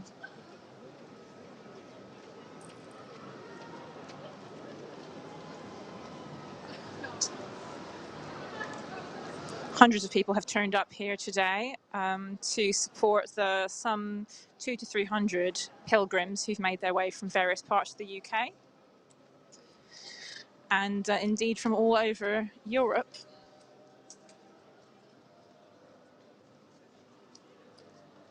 Stopped now right in the middle of Glasgow. I'm not a Glaswegian myself. I think this is probably one of the main commercial streets, Buchanan Street. I've just seen a sign.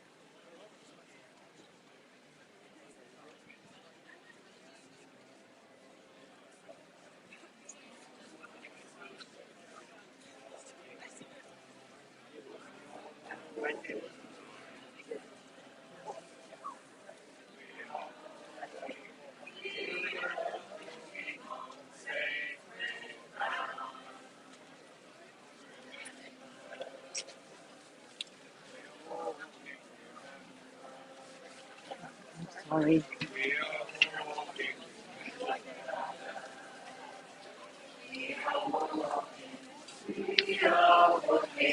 Sorry.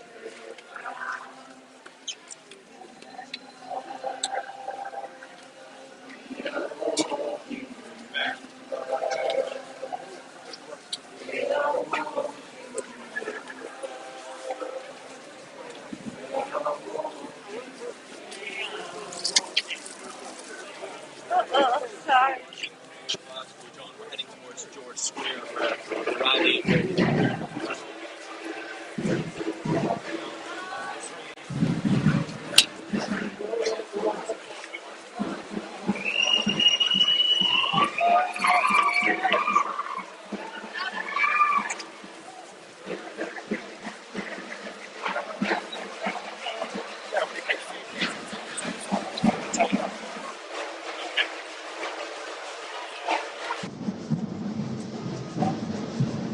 Sorry for our technical difficulties here.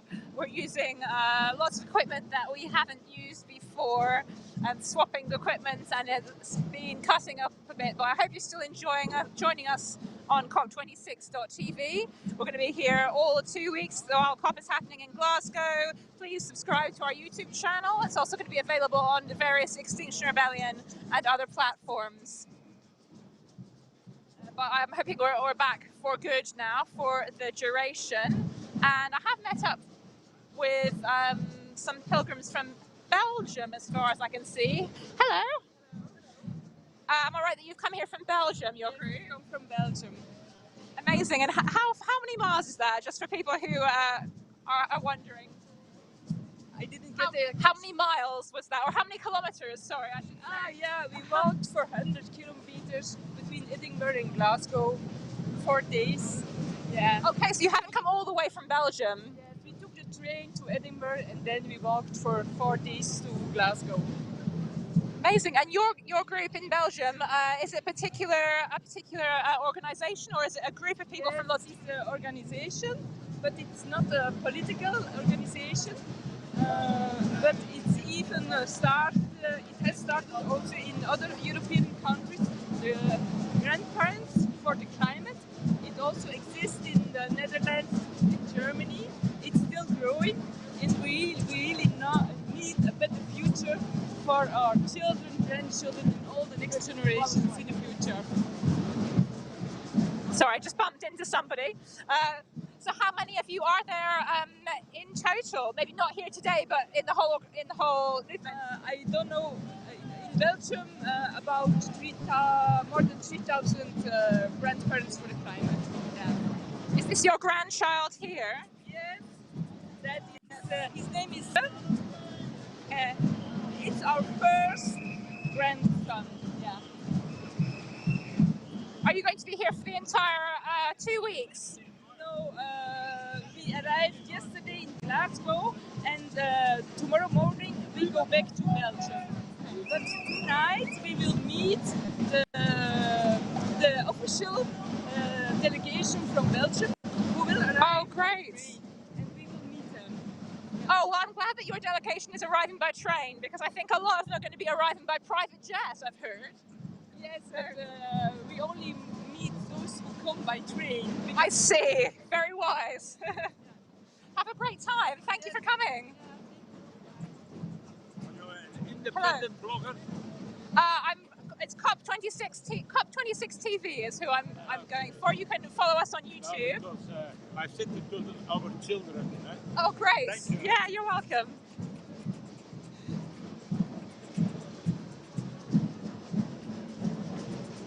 Gosh, it just goes on and on. I'm not sure how much further or are we actually on? We're on Nelson Mandela Place. So George Square, we're going to turn right in a minute and continue our march. It was only a few miles or kilometers, whichever you prefer, but when we're going very slowly like this, it does take hours right through the commercial centre of Glasgow. Just seen a very savvy photojournalist standing on top of a bollard to show the scale of this. And I might do that in a minute as well, but I'll be blocking her shot. So while we're waiting, maybe I'll go over and talk to some people who've marched here. And I believe fair deal for the Global South. It's another column of marches. I believe we've met up now with the march at Glasgow. Let's see if I'm mistaken. Hello there. I'm live streaming for COP26 TV. Brilliant. Hi. So this is the march at Glasgow, I believe. Yes. Yeah, right. Yeah. Hello. Hello. How are you feeling after your long walk? Very tired, but very happy that we finally made it. We have joined with all the other groups and all this crowd here in Glasgow. Must be a very powerful feeling to have finally come. How many days was your journey in total? It feels excellent. The journey was 30 days in total. So we set off on the 2nd of October and we just got to Glasgow. We walked into Glasgow with the other different marching groups and pilgrims, etc. So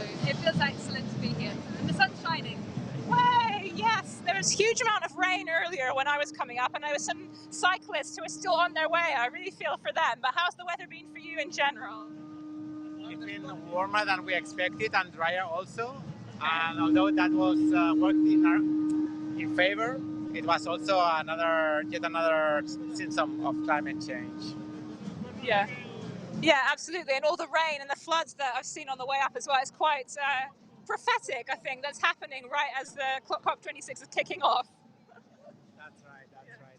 We had, I don't know the weather so much in UK, but from what we heard, it's been not normal. So we had lots of rain in 1-2 days and 10 days without rain.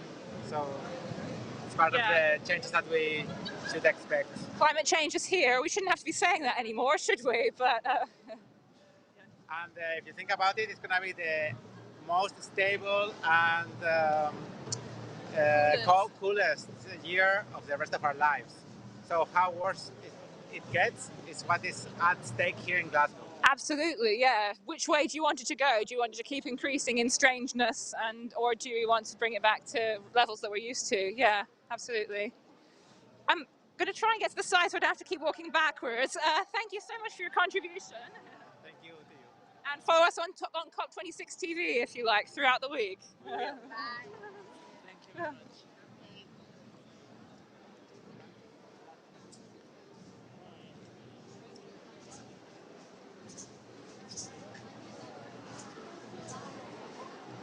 Okay, so why don't we hear from another of the March at Glasgow walkers, Nikki. I think we have an interview with her from when she was walking through Oxford, which was a few weeks ago now. Hello, I'm Nikki from Extinction Rebellion, Zaragoza. We're on our way to Glasgow for the COP26. We want to draw as much attention as we can to the climate emergency we're in and what we need to do about it. We've been at this fantastic, unbelievable welcome from the people of Oxford, bringing us through Oxford city centre. We've got a 900-kilometre trek to go. We've got about 700 and something left, so we're making progress. We've been fantastically received by groups of activists throughout the country, all the way up. We're going up after Oxford, we're going to Coventry, we're going to Leicester, Loughborough, Nottingham, we're going to Chesterfield, Sheffield, we're going to Wakefield, we're going to Leeds, we're going to Barnsley, we're going to Harrogate, we're going to Durham, we're going to Newcastle, we're going to Darlington, we're going to Edinburgh, and then we're going to join all the other marchers, all the other pilgrims who are walking up to Glasgow for the COP26, which is starting on the 1st of November in Glasgow. We're doing it because it matters. We've read the IPCC report. We know we're on code red. We know everything. We know that we've heard all the promises from the politicians. We know sort of like, you know, how little they back it up with any sort of actions at all. We think that we need a huge amount, a massive show of public support for just the importance of this climate crisis, and we need actions, not words. That's why we're walking to Glasgow. So many pilgrims here today that have come from all over Europe, and I've in fact just met a gentleman who's come all the way from Poland, he's told me. How far was it from Poland that you've walked, sir? Excuse me? How far have you walked? Can you remind me? I have walked 1,000 kilometers from Zielona Góra in West Poland, through entire Germany, then through the Netherlands, via ferry from Imoide to Newcastle, and then the coastal way up to Glasgow. That is, I'm just speechless actually, that's just incredible. What on earth made you want to do this? Can you just tell people why a pilgrimage is attractive? So I'm walking for climate justice. It's important that our leaders act now. The politicians have to act and not to talk. We need a future for our children, but we also need a future for the global south, which already is drowning. So we must, from the global north, pay for those who suffer. And I'm walking for my children, my grandchildren, and my grand-grandson that I have. So to me it's important not to be asked later on, what have you done, when you already knew? Indeed, and Is there anything in particular that you would like to see come out of this COP26? It's a very difficult question, I'm sorry. But... Well, I'm not hopeless. I hope that they can agree on money to be paid right now, not as promised in 2015 on the COP21. So they have to pay for these countries then. And well, we need for definite a fossil-free future, and they have to act upon that. So stop producing CO2. And you said that you come from Germany, that's right. So you have a lot of fossil fuels still coming out, being mined there. I know I've done some live streams about that. How do you feel about? We've got lots of projects in the UK as well that are still being approved. How do you feel about that?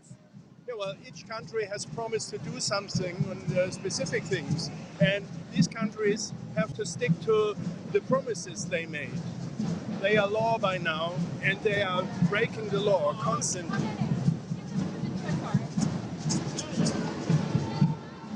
So countries must stick to the promises they made, the contracts they signed.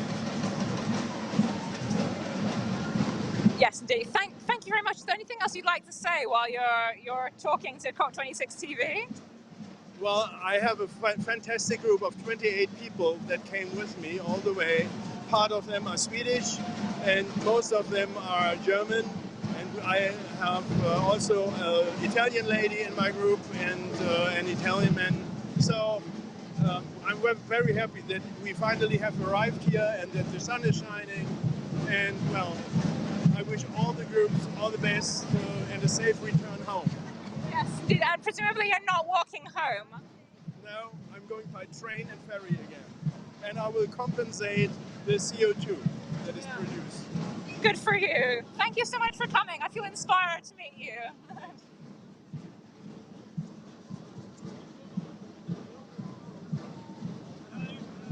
I really must start making a habit of walking backwards. I just walked into somebody a minute ago while I was interviewing this very inspirational gentleman. So we're now at Glasgow Queen Street Station. Oh, and I believe that we must have reached our destination, George Square. It's the first day I've ever been in Glasgow, so it's lovely to see the centre of town, and this is quite an impressive square, it has to be said. A great place to congregate, and the question is the square going to hold all the pilgrims? I suspect it probably will, actually, but still, I'm really glad to see so many hundreds of people here. And that's part of the surprise of planning a live stream, is that you just never really know in advance exactly what you're going to get. I didn't know some of this, but loads of marches that we weren't aware of have all come together, and just such a great meeting of people who have, often years of climate activism and concern under their belts, and have come together to organise something really powerful here. So this is COP26 TV. We're going to be broadcasting. This is day one of, I suppose, 15 days of coverage. We're going to be coming to you from the streets. Also, we've got some people in the blue zone inside COP. There'll be green zone talks as well. But yeah, live streaming the protests, people whose voices aren't usually heard. That's our mission. So please do subscribe to our YouTube channel, and you can also watch COP26 TV on Facebook, and we are syndicating to Extinction Rebellion and hopefully other channels as well. If you're watching this and you'd like to have our footage on your channel, then please do get in touch with us. So we're hoping to grow our following through the week. Please share with people who you think would like to see an alternative view of COP, people-powered, and looking at the voices of people from the global south. And I know that there are supposed to be some Indigenous leaders joining this march, and I haven't been able to find them yet, but we will definitely try before the march is over, and I hope that you can see me, that I'm not too close in here. So let's go try and find those people Maybe we can cut to another one of our live streamers while I do that.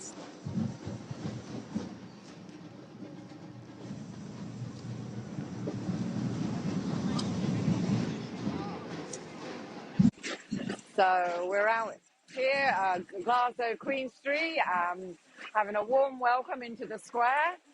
Looking currently at the huge snake. I mean, the snake of capitalism. That's what it's symbolizing here. That we have been eating ourselves to extinction. And how beautiful to express it in such a creative way. It is a hard subject. It is a hard thing to unpack, but we must face the reality of the truth. That capitalism has led to extractivism of the planet Earth, and us humans too. We have been forged to be taking part in a system that's actively leading to our destruction, and that in itself is what needs unpacking. And when we all come to face the truth of it, we can then collaborate and find solutions to this. And this is the hope and the dreams that are being talked about here, that are being danced, and they are singing. This is what they're bringing to the table. The people are having their voice heard here on the street, whilst they can't have their voice heard. In support of all those people that genuinely will be at COP26, hoping to make some significant changes, bring about some agreements that will help us to come to those solutions that are needed globally. And look at this.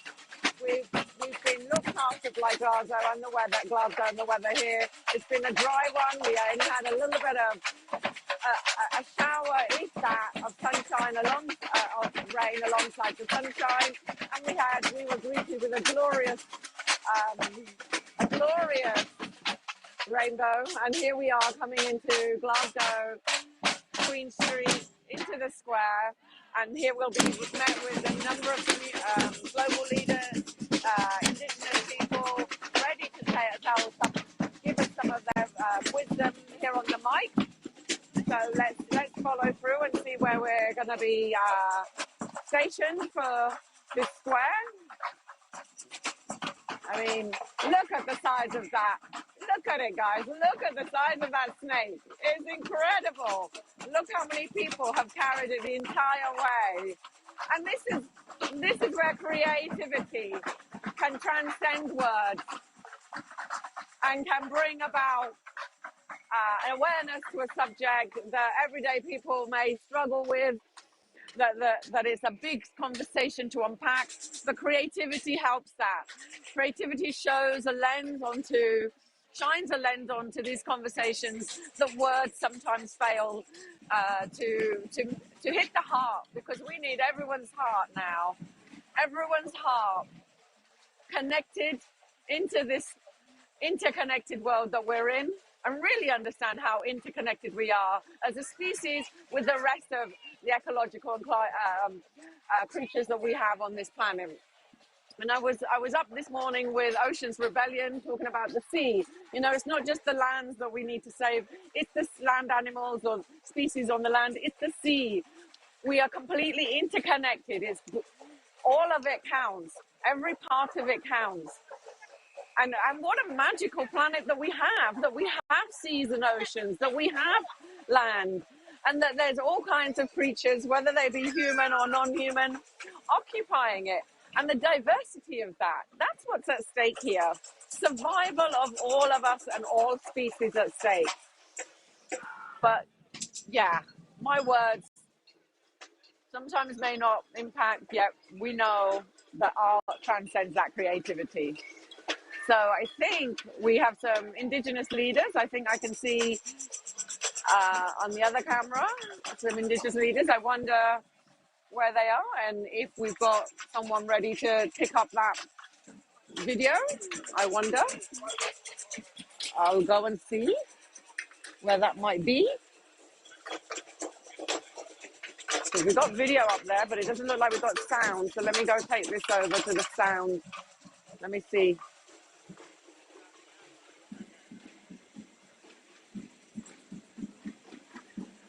Where is it? Ooh, there's so many people that I can't locate them, and that's what's so colourful about this. Look at all the variety of people that have come out, and in all their glorious radiance that they've brought today. So let's go see where can. I don't know where I'm looking for the Indigenous leaders. I'll see if I can locate them. But it's glorious to be able to hear from the very leaders in the global south that have been facing climate collapse and ecological collapse for many, many years, and they've been trying to raise the alarm to this conversation.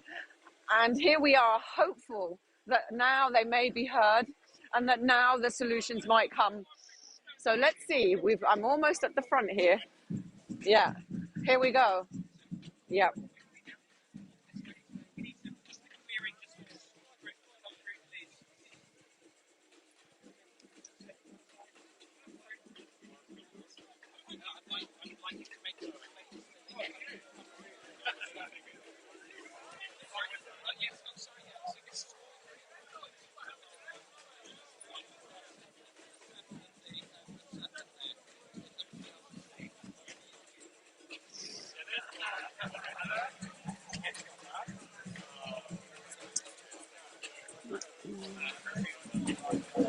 Oh my gosh.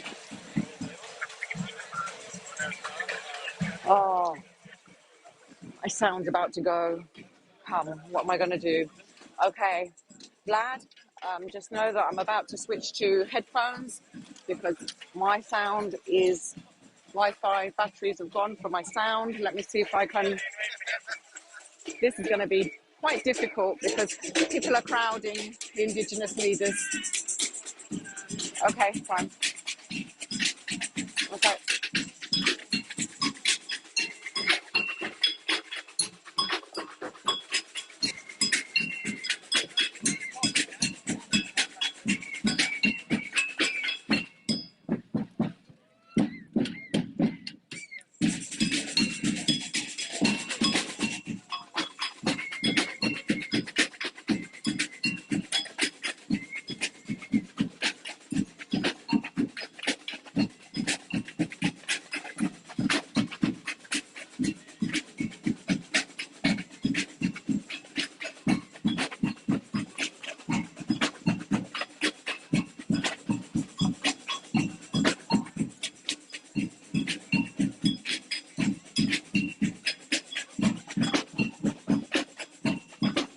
Well, I think the end point we've come to the end point now of the march, and people are going to gather together. I'm not sure whether there's going to be speeches or something like that, but I thought we can't really talk to the Indigenous leaders at the moment because it's so loud, but we've got a clip of somebody from Papua New Guinea who spoke to us on the rail to the COP earlier, and maybe it's a good time to show that.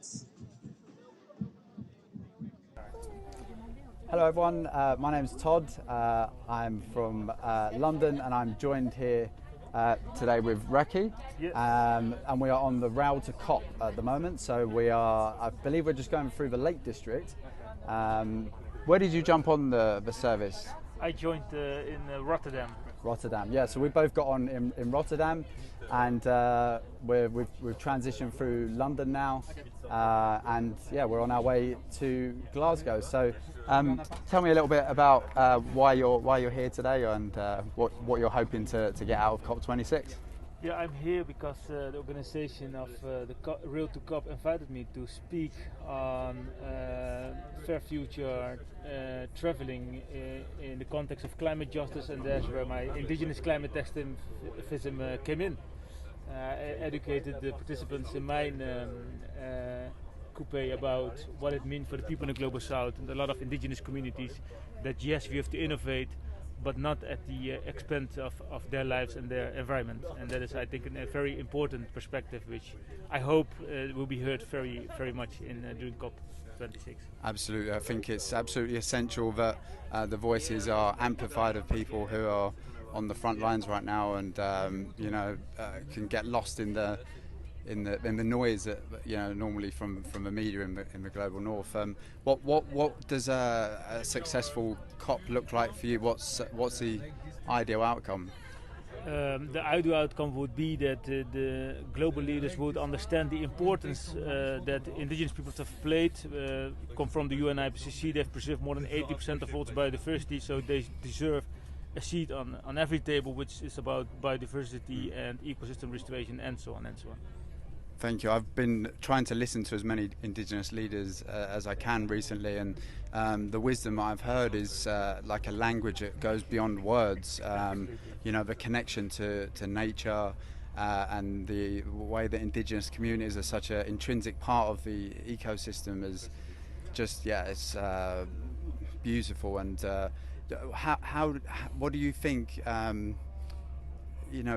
does it look like for you in this time that we are at, that we could, do you think we need to merge the old with the new, or what does a future look like in an ideal world? I think, as you mentioned, I think it would be, and it can be, a combination of both worlds, because at this moment Indigenous people are preserving the 80% of our remaining biodiversity, and at the same time in the global north we have to make this transition towards a more sustainable system, sustainable world, and it should go hand in hand. But the first thing what should be done is to share the power, and when you create whatever decision, bring the most important stakeholders sitting on the table, so you know that the most relevant information and perspective would be happening right now. Absolutely. And do you have any views on the Global Citizens Assembly? I believe it's already taken place before COP, and some of the findings will be presented at COP. And do you think this form of deliberative democracy that fully represents the majority world is a way forward? I think that's the way forward. I haven't been involved in it so much, as I don't have a clear image of how it looks like, but I think that will be the future, that the most important stakeholders in every city, a country or a region in the world must be represented in whatever power table there is. Yeah, that's so good. So thank you for your knowledge, and for making the effort to come and represent your people at COP26. I look forward to watching the proceedings and hopefully see you up there creating the change that's required. Thank you. Looking forward. Thank you very much. Cheers. Yeah, cheers.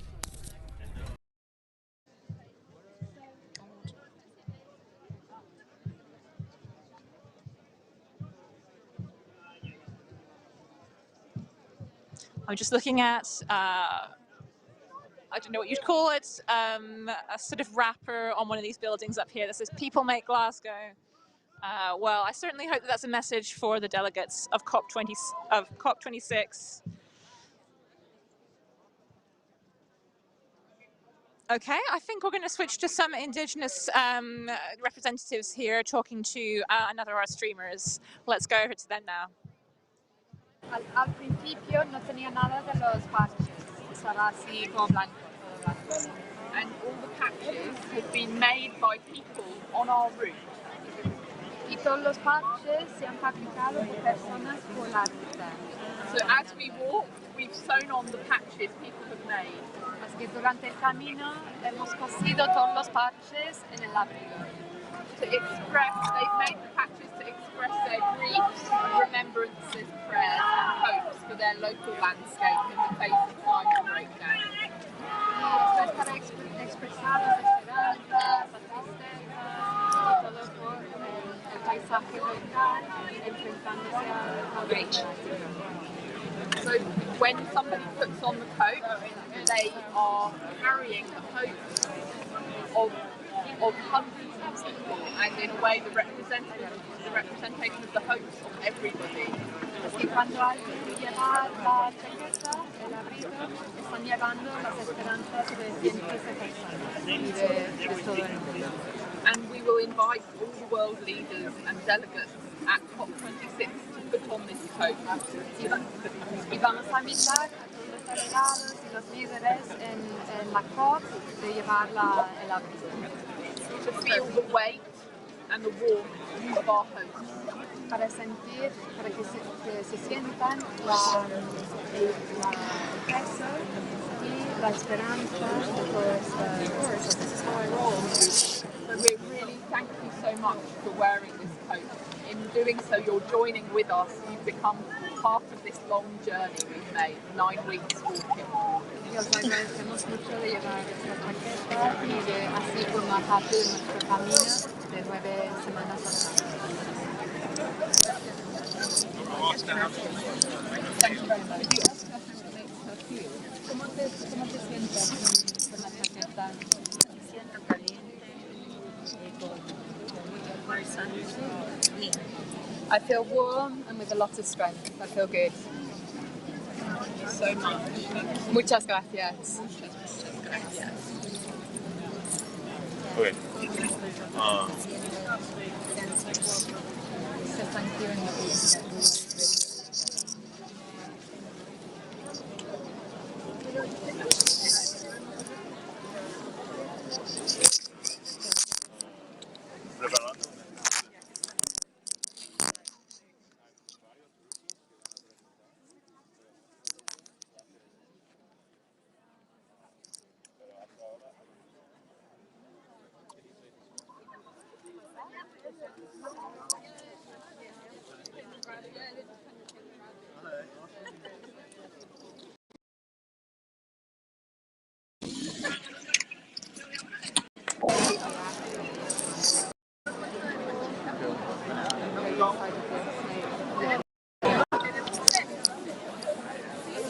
It must be.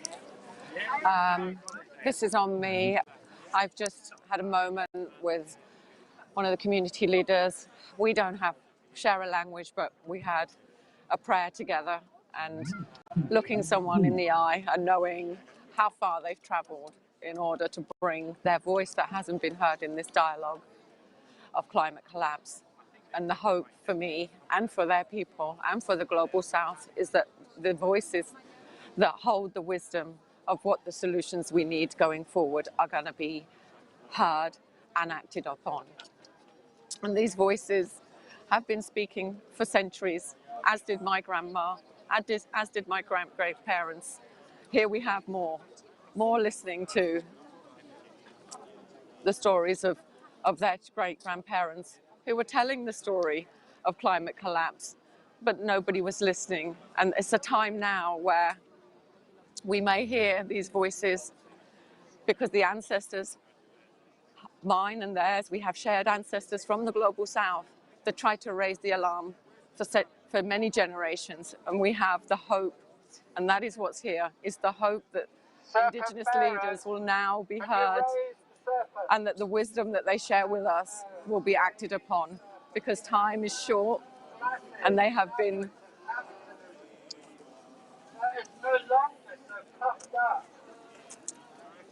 proud. The deflated, defunct serpent. Can we just follow the serpent priestesses?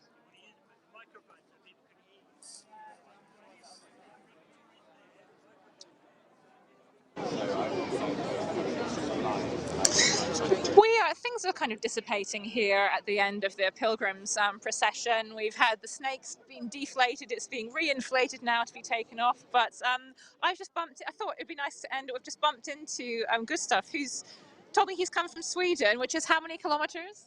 2,065 kilometers. I keep hearing bigger and bigger numbers and I'm just flabbergasted. How are you feeling at the end of that amazing journey? I'm glad to be here, and I guess sometimes I feel hopeful because of all the support we get along the way, and sometimes you're wondering, will it be enough? Will it be enough? Yeah, that's... I guess we're all wondering if, you've made a huge effort to come here, but you won't be able to see that. You say you're not staying for the conference. No, unfortunately, I had to go back on Tuesday, so I followed the rest on television. What have you learned from your travels? You presumably met a lot of people along the way and talked to them about why you're doing this.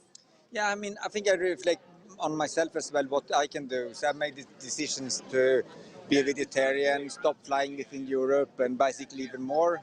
So that's things I do for myself. And yeah, I think sometimes you realize we are many people who do this, but I don't think we are enough. When I look around, it looks like most people don't want to change.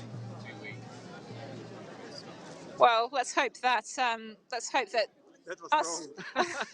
Let's hope that we're wrong, and let's hope that us being here sends a really strong message to people, to the delegates, because there's going to be more activists than actual delegates here, I think, at COP.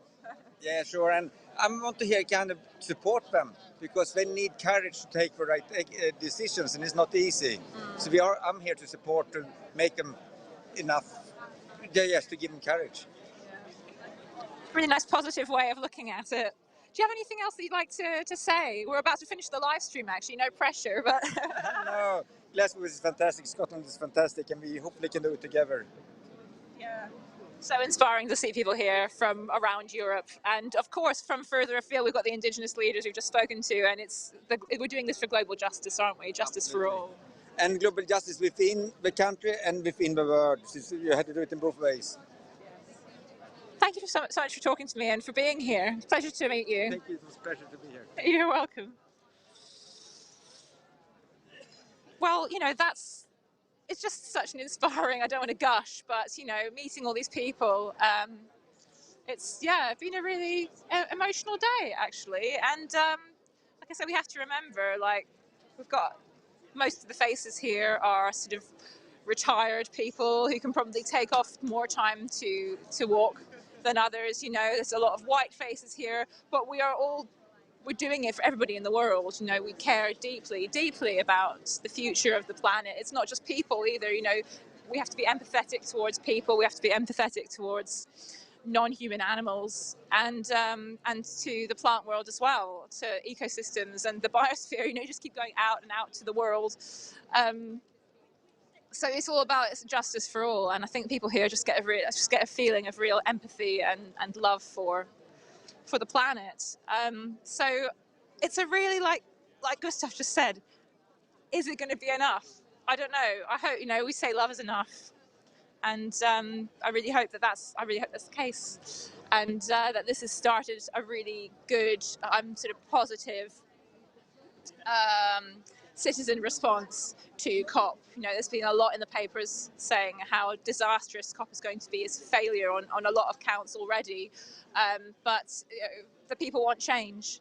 The people want change, and the people must have change. And I think that's the message today that I've picked up from all these marchers. So it's over to the politicians now. Take that forward. You've got your mandate. We're in a code red for humanity, and COP it's the last straw, really. We only have the years that we have left to act. We can count on the two hands that each of us have. So I'm going to wrap up the stream now. This has been COP26 TV. We are a new channel. We have our own channel, our own Facebook page and YouTube page that you can subscribe to if you want to see news from inside and outside COP over the 2 weeks. We have a small group of streamers who are going to be working flat out, and producers as well behind the scenes, to bring you some really interesting content. We hope that tells stories that might not have otherwise been told in the mainstream media. So yeah, a little taster of what's to come. Please join us over the 2 weeks and share with anybody who you think might be interested. We'll be back tomorrow with the COP26 Coalition opening ceremony and more. So lovely to see you. Please watch our shows again. Yes, we'll talk to you soon. Thanks for watching.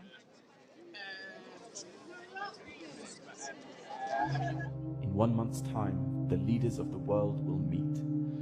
They will speak, they will greet, they will agree, they will disagree, and they will come to a decision, a choice that will shape the surface of our earth and change the ice and seas for millennia at least. Generations to come call on us now to preserve them. Will our leaders listen? Meanwhile, we walk from Parliament Square to George Square, 60 days and nights on church floors and town halls. The journey we undertake is rooted in a regenerative practice of love and respect that means listening actively to nature in the lands and landscapes that we love so ferociously, hearing her groaning, struggling to be heard, hearing her triumph as she bodies forth life. We are united by our faith, a faith that we can advocate and influence and be the change we want for the world. We choose to walk to COP26 as a practice of that faith, as an act of connection with the earth upon which we walk, and the people with whom we walk, and the communities through which we pass, and we make our way in kinship with the people and creatures of the earth who suffer, who are already displaced by our climate changing and our ecologies becoming overcome. We do so peacefully, we do so lawfully, ready to engage and to learn, because we care and because we have hope.